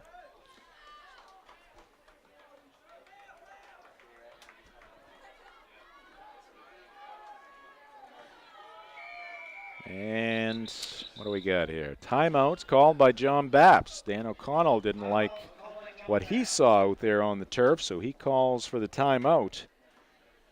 And the coaching staffs will huddle up with their respective teams. It's going to be 3rd down and 2. Brewer leading Greeley 13-12 at the end of the third quarter. Andrew Kiley, interception return for a touchdown, gave the Witches the lead. Again, Brewer hosting Coney next Friday night at Doyle Field. We'll have it for you on the BDN Maine Game of the Week. Dean's Detailing has been Maine's auto detailing leader since 1971. Renew your vehicle's appearance, protect your auto investment. Enjoy the ride. Call 945-3016 or book your appointment online at deansdetailing.com.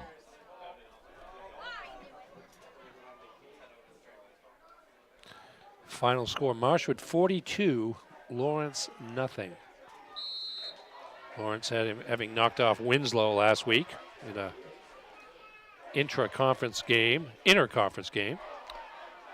Little bobble there by Thompson, but he'll take it himself, working the left side. He'll rerun out of bounds at about the 16-yard line.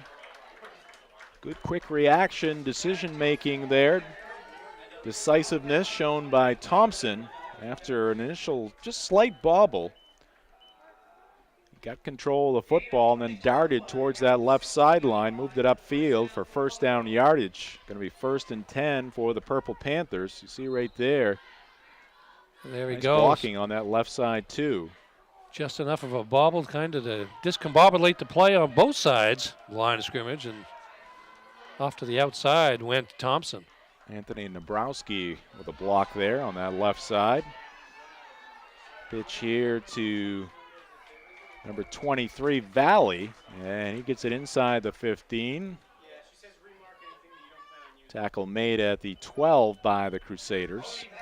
It was a gain of 22 yards on the previous play by Thompson, one of the longest runs of the night for Waterville. So gain of 4. Stephen Fitzpatrick in on that last tackle for the Crusaders. 2nd down and 6.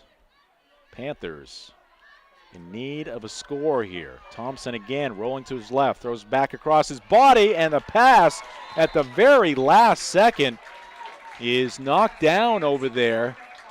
Broken up by number 10. That's Caleb Ewer. Yeah, that ball was ticketed for Geiger, I believe.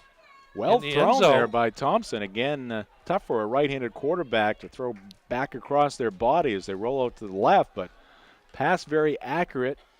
Maybe you needed just a little bit extra steam behind it to get it past the defender or beat the defender to the spot, but you were getting that right hand in there to knock it down at the last second. Yeah, you're right. That ball hung up in the air just a split second long enough for Ewer to knock it out of Geiger's hands. So 3rd down.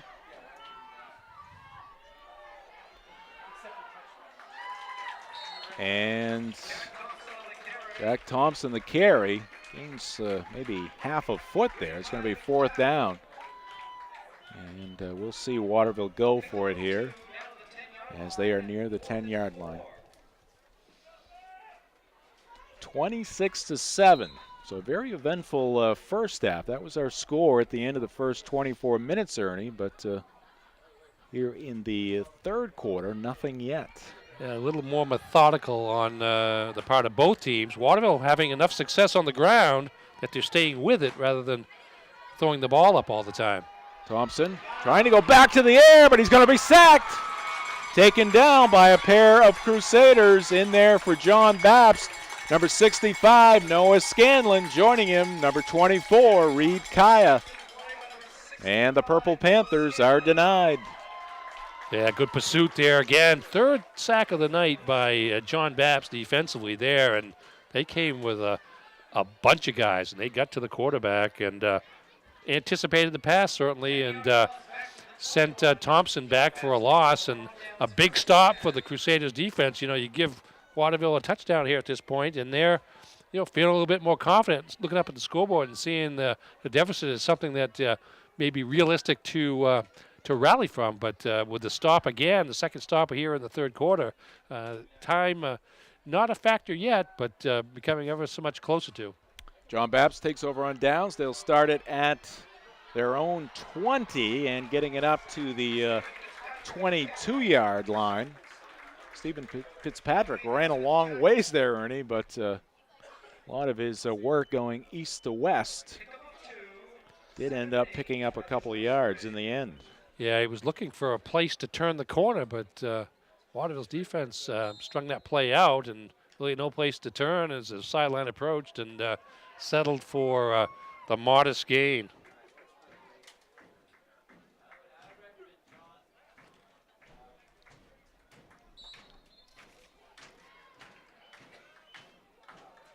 And play there for the Crusaders picks up a few more.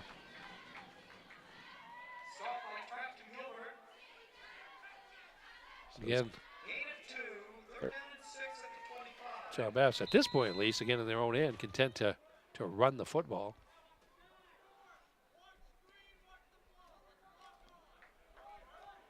Wakeman checking out of the ball game. Fitzpatrick checking out as well.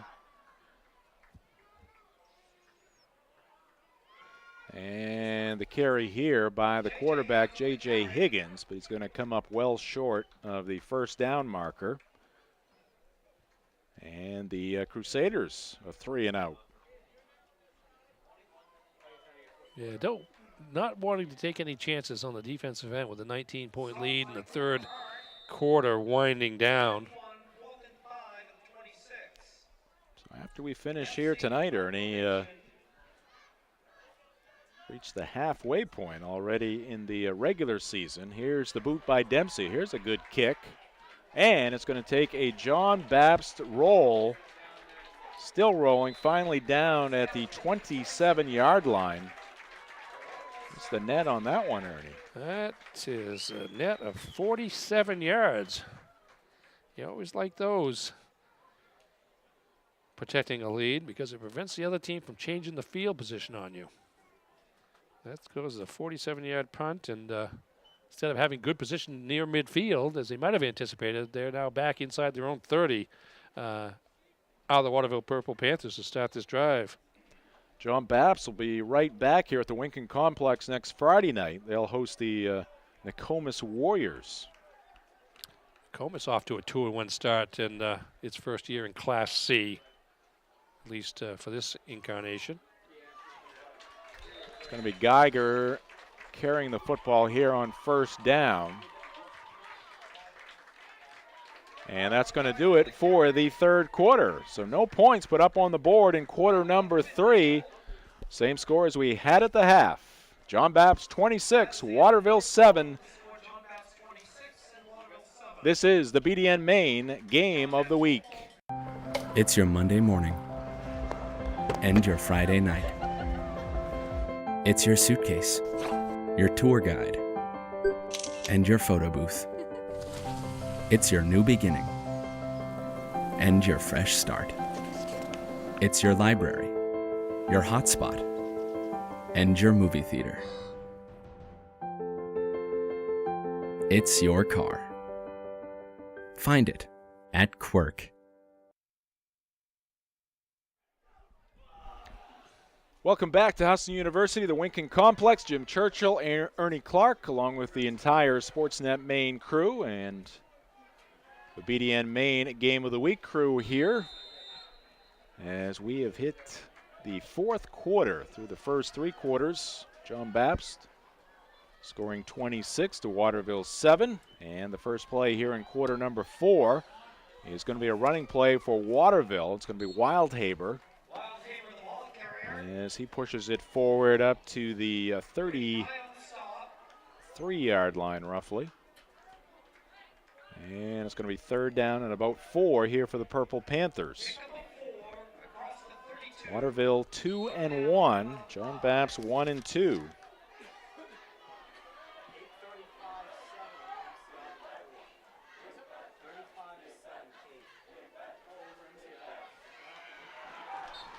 And again, John Bapst's defense coming up big. They'll force a 3-and-out here. Although Thompson is, now here comes the punt unit, so they'll have to punt it away here at their own 30, trailing it by 19. 11 minutes left to go here in the ball game. A 4th and 7 situation, Ernie, so not much doubt or not much question in that Waterville coaching staff in this situation. We got a flag down. Pretty good kick there by Hart. Good hang time on that one. That'll go against Waterville. Offsides again. Quinn Mitchell, by the way, with the stop on that third down run by Geiger. Quinn Mitchell has been a focal point of that front line. Him along with Dan Sprague been doing the job tonight as they've held Waterville to just a single touchdown here. The ball pushed back 5 yards, so we're at the 25-yard line now, and Hart will kick it away again. End-over-end kick fielded by J.J. Higgins. And he calls for the fair catch, takes a knee, and the Crusaders will start at their own 39-yard line. Let's go back to Mark Paulette. He's got a scoreboard update for us. Yeah, a lot of the games have gone final so far. Lewiston defeated Bangor 40-7. Oxford Hills fell to Edward Little by a final score of 7-6. Greeley just retook the lead over Brewer 27-25 minutes ago in that one. Marshwood beat Lawrence 42-0. Coney defeated Mount Blue 32-8. Skowhegan turned a once close game into a 48-29 lead. That game's late in the fourth quarter. Messalonsky defeated Hamden by a final score of 65-14. Cape Elizabeth on top of MCI 35-7. MDI defeated Herman 44-0. Old Town pitched a shutout against Stearns 30-0 was the final in that one. And here's John Bapst keeping it on the ground. Jared Smith with the call, or gets the call there, and loses a couple of yards. Mark? Score 46-14, and Ellsworth came away with a 28-14 win over Holton. Update on the Red Sox as well. They are still leading 5-4. It was that Raphael Devers home run that put them on top by that score, and that game's now in the 8th inning in Cincinnati. All right, Mark Paulette, thank you very much. Second down and 11 for John Bapst. They have a 19-point lead. The second half scoreless so far. And some congestion in that John Bapst backfield. Higgins trying to turn something or nothing into something, but looks like he'll lose another yard. He did good to keep that to a 1-yard loss. First off, he ran about 25 yards while he was running. Going in circles. And just looking for any sort of open space. Didn't find much, but got back nearly to the line of scrimmage. Probably lost about a half a yard on the play. Waterville next week, they'll be at Lake Region. So 2 straight weeks on the road for the Purple Panthers. Third down and 11 for John Bapst. 9:05 left to go. Flags are down.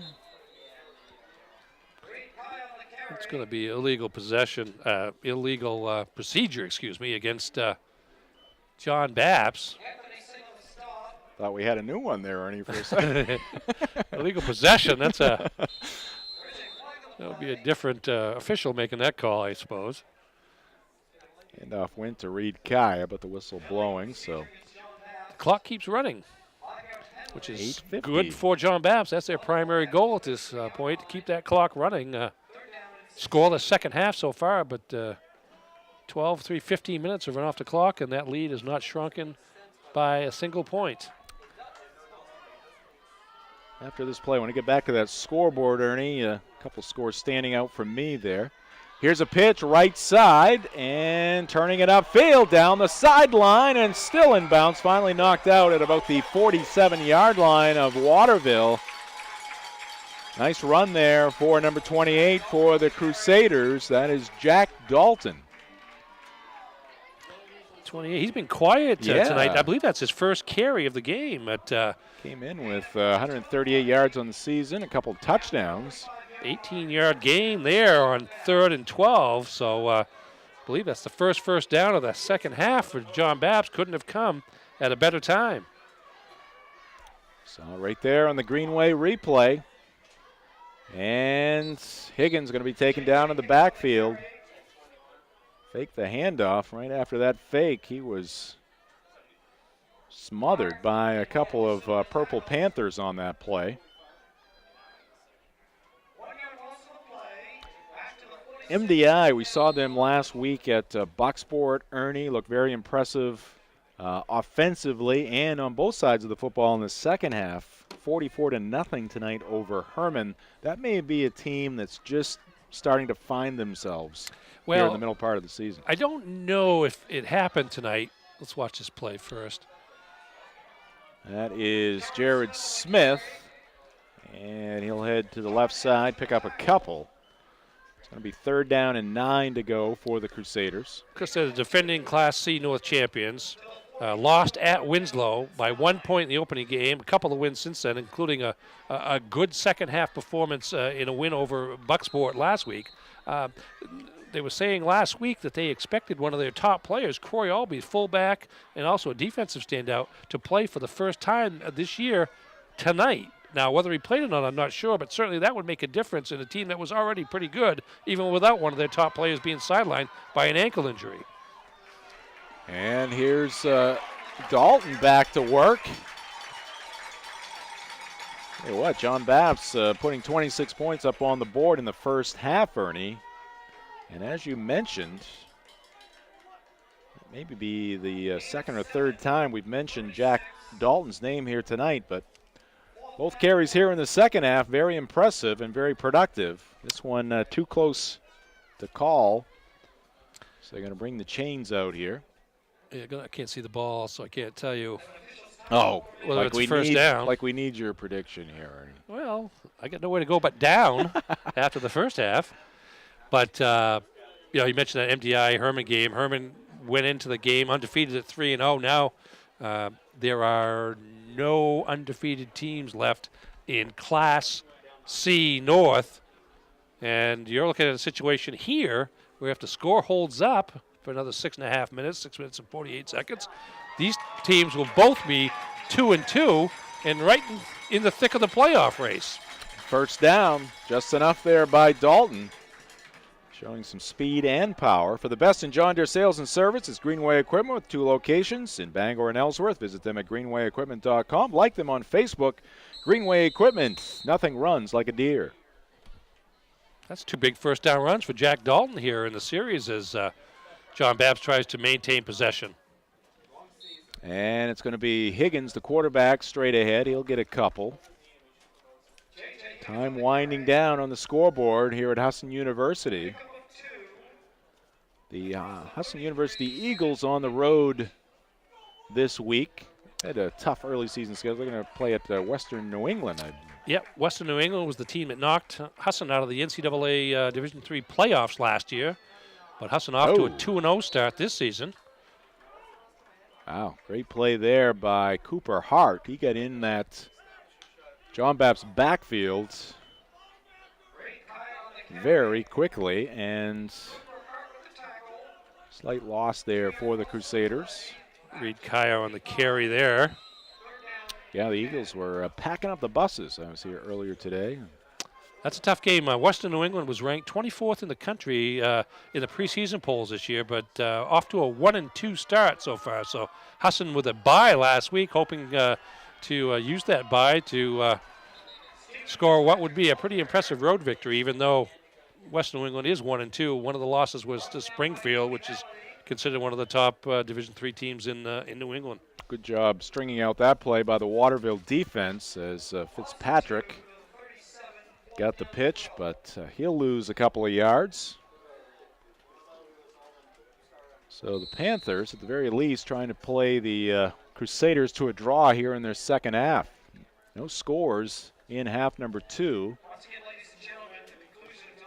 But also you've seen a John Bapst offense that really opened it up in the second quarter with a pass, have stuck totally to the ground, content with running the clock, and even here they could have punted on 4th down, but opted to run instead. Here's Dalton again, and this time not much room to work with there, and we got a flag as a little extracurricular activity on the near sideline. It's going to go against Waterville. And that's going to be a first down. And again, it hasn't been a decisive factor in this game, but penalties against Waterville have been more than troublesome. In that case, had a chance to get the ball back as they stopped Dalton along the sideline, but wait and see what the official word is. Unsportsmanlike conduct against Waterville. Yeah, and that could have been something vocal. Player who committed the violation has been ejected. Hearing it from Matt Gilley, the head coach for the Waterville Purple Panthers. And what makes that worse is that the player is not only ejected for this game, ouch, but for next week as well. So the Purple Panthers will be shorthanded for their game at Lake Region, you said? That's a road trip. So that looks to me like that was a dead ball foul after the play. So, well, let's see here. Just the way the players changed, it looked like, Waterville's going to take possession of the ball after the mark-off, because the mark-off, the penalty, was a dead ball foul after John Bapst came up short of the first down on the run by Dalton. So the Purple Panthers with the football. And getting the carry here for Waterville is Nicholas Wildhaber. Got off to a good start tonight, did Wildhaber in the first half. But John Bapst keeping him in check here in the second half.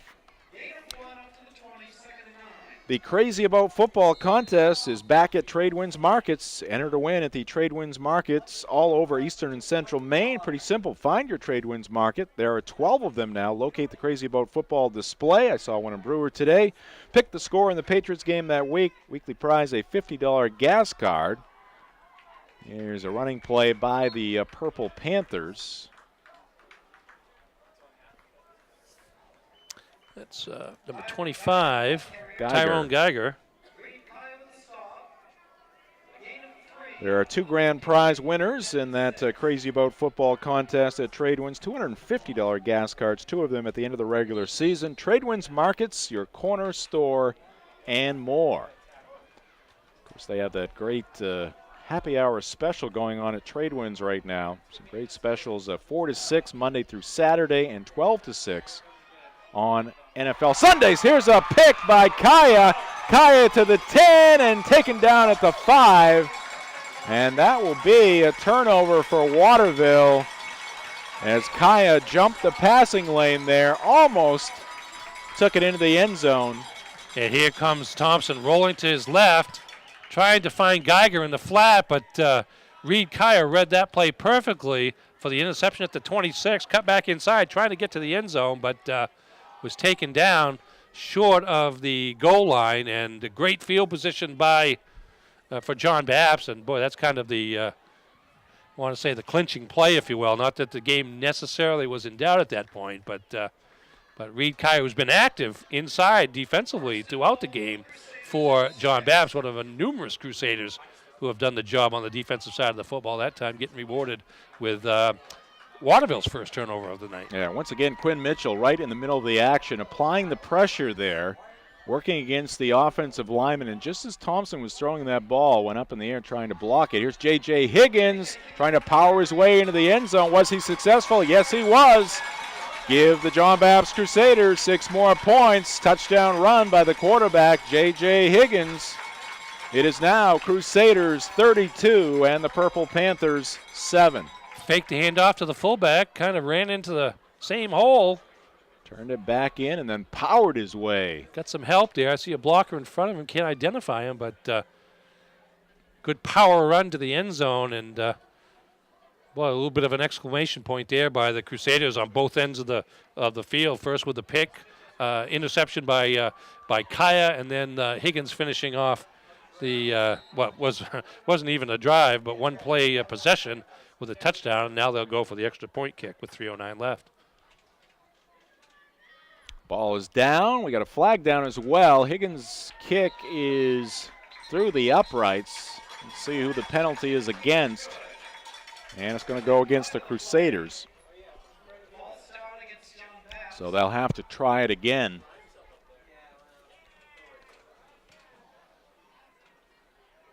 So John Bapst about to double their win total from last year. Indeed, 1-7 a year, 1-7 each of the last 2 years. Last year, the only win coming in Week 7 by a 30-14 count over Waterville, and I was kind of wondering. I thought this was a 50-50 game. I really did coming into tonight, but what I was curious about was how each team was going to kind of build upon, or not, what had happened the previous week.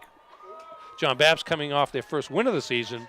Waterville coming off its first loss of the season in lopsided fashion to Winslow, and certainly can't speak to necessarily Waterville being flat or anything, but certainly John Bapst building off that momentum of a week ago, and now they are at the midpoint of the season, both with the same record. Extra point, no good. Like one of my golf swings there on the extra point attempt. I think it got tipped. Did it? Yeah. All right. Do you hit birds when you're out there golfing? No, I hit a lot of things. Not birdies, birds, I'm saying. I can hook, I can slice, I can hit things. It's that straight down the middle stuff that gets in the way, huh? Yeah. 32-7, 3:09 left on the clock. BDN Main Game of the Week brought to you by Quirk Auto Group. It's your car. Find it at Quirk.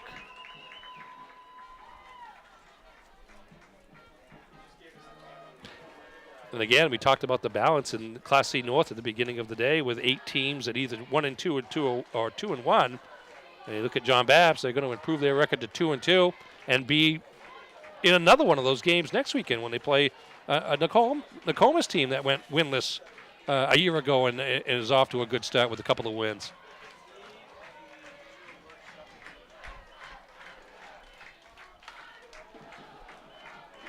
So the Panthers will get it back here, but this one pretty much in the bank for the Crusaders, as they will get back to the 500 mark at 2-2 and have some momentum heading into their next outing. Again, right here next Friday night against Nokomis. That ball skips past Wildhaber, finally picks it up. Now he's got some running room, tries to split the defense, and he will. He's at the 50.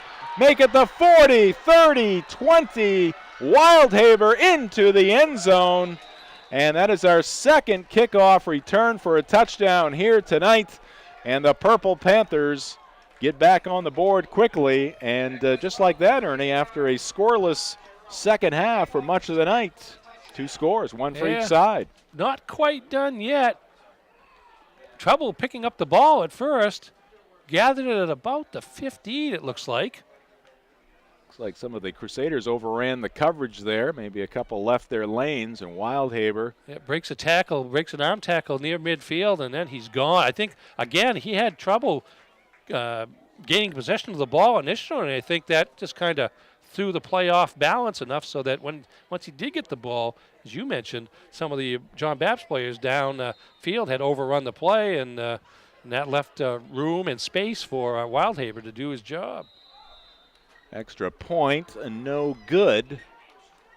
John Evans trying to put it through the uprights, unsuccessful, so Waterville gets the touchdown from Wildhaber on the kickoff return.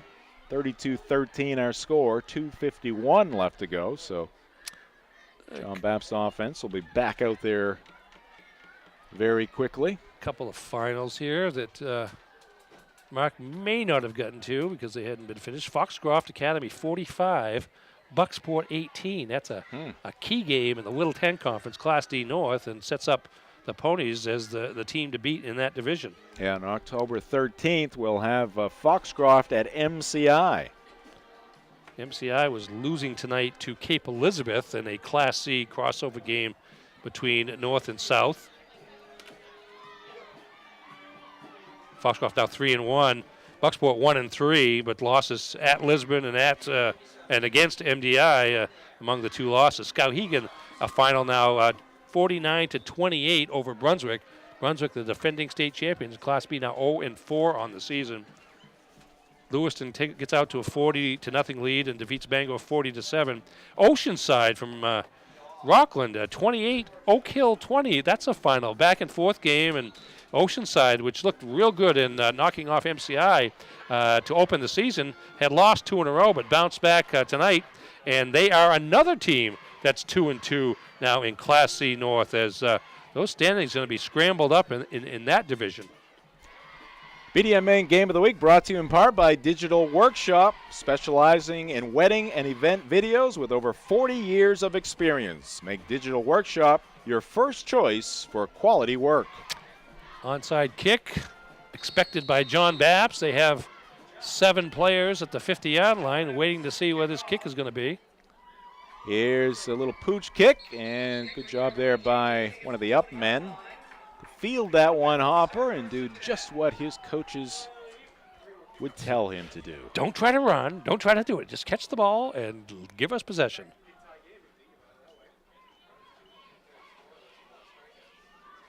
Yeah, well, you're John Bapst. I mean, you give up that late touchdown. You don't want to do that, certainly. But for the full 48 minutes, they've got to be very, very happy. I mean, from a return on the opening kickoff to take the lead and kind of take control of the game, they've never really relinquished it.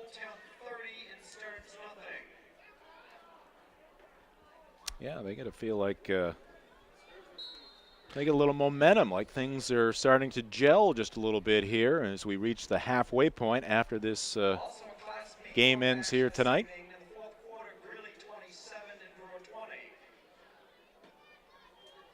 Well, they've got to feel, I mean, they're going to look at the standings tomorrow and they're going to say, no matter if they're second or ninth in the heel points, they're going to say, a game behind, we're right? 2-2 like everybody else, most everybody else. Worst case, a game behind. Yeah, I mean, you look at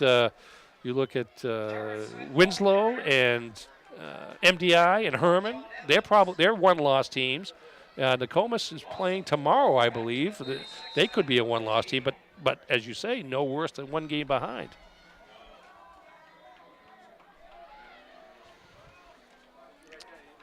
Report from that Red Sox game in Cincinnati. David Price, his second outing for the Sox since coming back. 2 2/3 innings, 4 strikeouts. He's in line for the win. What do you think of David Price coming out of the bullpen for the Red Sox in the postseason, Ernie? Oh, I think David Price is wonderful. Nicest guy in the world, leader in the clubhouse. Postseason success story over the years. What's the downside of David Price ever? Lovable. That's the word that comes to mind. Aaron Jackson from The Drive reminding me that he said that David Price could be the Andrew Miller of 2017. It's going to take more than David Price to beat the Cleveland Indians in the series. I'll tell you that right now. He's pitched against the Cincinnati Reds, and I can't think of the other team. David Price. Oh, here's a big gain for the Crusaders on 3rd down and long. And that's Quinn Mitchell. We've talked a lot about Mitchell, especially on the defensive side of the football here tonight. He's been everywhere, harassing Jack Thompson in that Waterville Purple Panther offense. Gets the carry there and picks up double digits. 13-yard gain. I'm truly of the belief that the Red Sox season turned around when David Price went away for about a month or 6 weeks. He did kind of turn it on there. I mean, that's when they started to go from being 7 or 8 games above 500 to 20. And it's going to be Quinn Mitchell again, and he's taken down in the defensive backfield there by number 11, Brody Andriozzi. Consecutive or back-to-back 13-yard runs there by Mitchell. You think about the guys in that backfield. You talk about offensive weapons. Dalton and Mitchell, who really didn't do a lot in the first half, but you see them run here in the second half. Again, it is in the second half, a game getting a little bit out of hand, getting late certainly now, but they get some options. Yeah, Mitchell 5 carries in the first half, but Dalton with none, and a lot of depth and a lot of freshness late in the game. This time it's Liam Bishop with the call. He's just a freshman. And we are down to the final 10 seconds in this one. John Bapst Crusaders are going to improve to 500. They'll be 2-2 in just a couple of seconds. And there it is. Final score here tonight. The John Bapst Crusaders 32. The Waterville Purple Panthers 13. Both teams now 2-2 after this one here tonight, as Waterville will head to Lake Region for their next outing next Friday night. And for the Crusaders, they'll be back here at home to entertain the Nokomis Warriors. We'll take a break. When we come back, the post-game show here on the BDN Maine Game of the Week. It's your picnic table and your park bench. It's your hotel room, your office, and your nursery. It's your first date and a shoulder to cry on. It's your barbershop, your dance floor, and your toolbox. It's your car. Find it at Quirk. Exclusive savings are happening at a Tradewinds location near you. Save big with our happy hour specials every day from 4 to 6 p.m. Grab a family size one-topping pizza, $6.99. Get 1 pound of our tender boneless wings, $6.99. A full pound of our locally famous buffalo wings, $6.99. Or 1 pound of our crispy french fries, just $2.99. Get this bundle deal and save 50%. Score even more with extended hours on Sunday at a Tradewinds location near you. Choosing the right school for driver's ed has never been more important. Northeast Driving School has been the leader in driver training since 1969. Greater Bangor's #1 team of instructors is experienced, professional, and dedicated to its students. Northeast offers a variety of weekday and weekend courses. Call 942-1769 or sign up at northeastdrivingschool.com.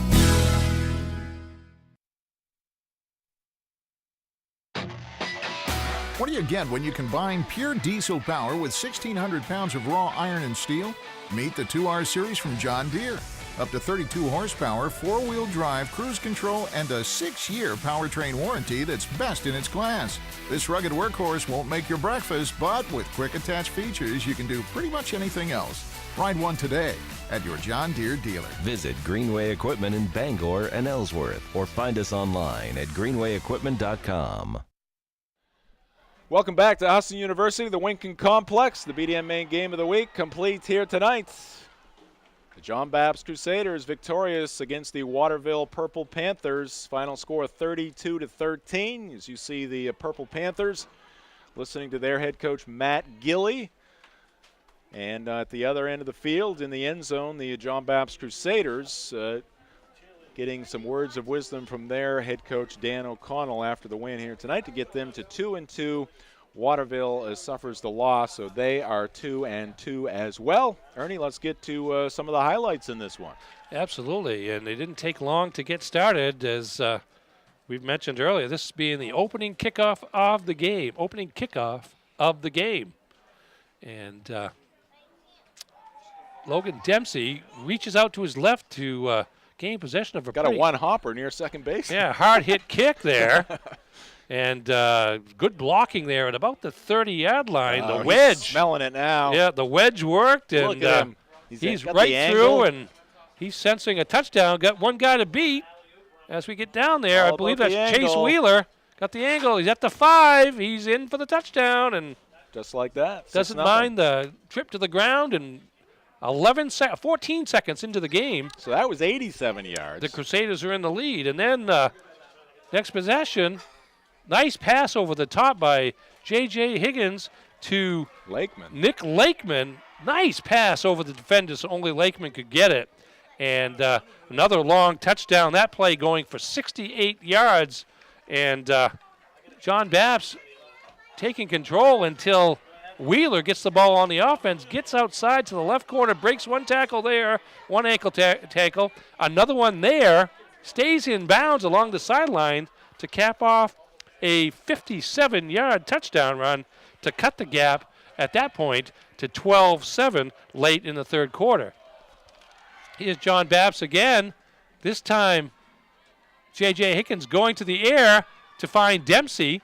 Number 5 over the middle took a blow. They wound up being penalized for it in Waterville, but Dempsey in the end zone for that touchdown pass. And here's Higgins again, scrambling to get away from the pursuit of the Waterville defense, and then finding Dempsey again along the right sideline just beyond the pylon for another touchdown. That's 3 touchdowns in the half for Logan Dempsey. Great job by the quarterback and the receiver on that play. And here's the final. It was 26-7 at the half. This after the Reed Kaya interception midway through the fourth quarter, and J.J. Higgins, the quarterback for John Bapst, with the game clinching, if you will, or exclamation point touchdown to stretch the lead to 32-7. But Waterville had one last gasp left, and it was Wildhaber on the kickoff return, picked it up at about the 13 or 15-yard line, cut it in with an 85-yard kickoff return, kind of avoided tacklers there, pushed one off. Nobody got low on him, or low enough below the waist, and he used his upper body strength and his leg strength to break into the open, and from there it's a foot race to the end zone, and Wildhaber with the 85-yard touchdown run to account for the final points of the game. Yeah, really the story of the night. Big plays, a couple of long kickoff returns, a couple of long pass plays, and just all-around good effort by the John Bapst Crusaders here tonight. I want to thank our crew here tonight. Broadcast partner Ernie Clark, thank you very much. My pleasure. And Kim Mitchell directing this one, of course, from Digital Workshop. Thank you, Kim. Aaron Jackson from Sportsnet Maine and The Drive. Mark Paulette on replays and providing us with the scoreboards, also from Sportsnet Maine. And you can hear him on The Drive weekday afternoons 4 to 6 as well. Jay Baines working the camera number 1 to my left. Brandon Rowe working a camera down near the sidelines. Also thanks to Chelsea McKay for providing some engineering help here on the broadcast tonight as well. I'm Jim Churchill saying so long from the Winkin Complex here at Husson University. The final once again here tonight, the John Bapst Crusaders 32 and the Waterville Purple Panthers 13. This has been the BDN Maine Game of the Week. The BDN Maine Game of the Week is presented by Quirk Auto Group. It's your car. Find it at Quirk. The BDN Maine Game of the Week is also brought to you by Tradewinds Markets, Greenway Equipment Sales, Dean's Detailing, and by Bangor Savings Bank, Northeast Driving School, and Digital Workshop. The BDN Maine Game of the Week is a production of Sportsnet Maine.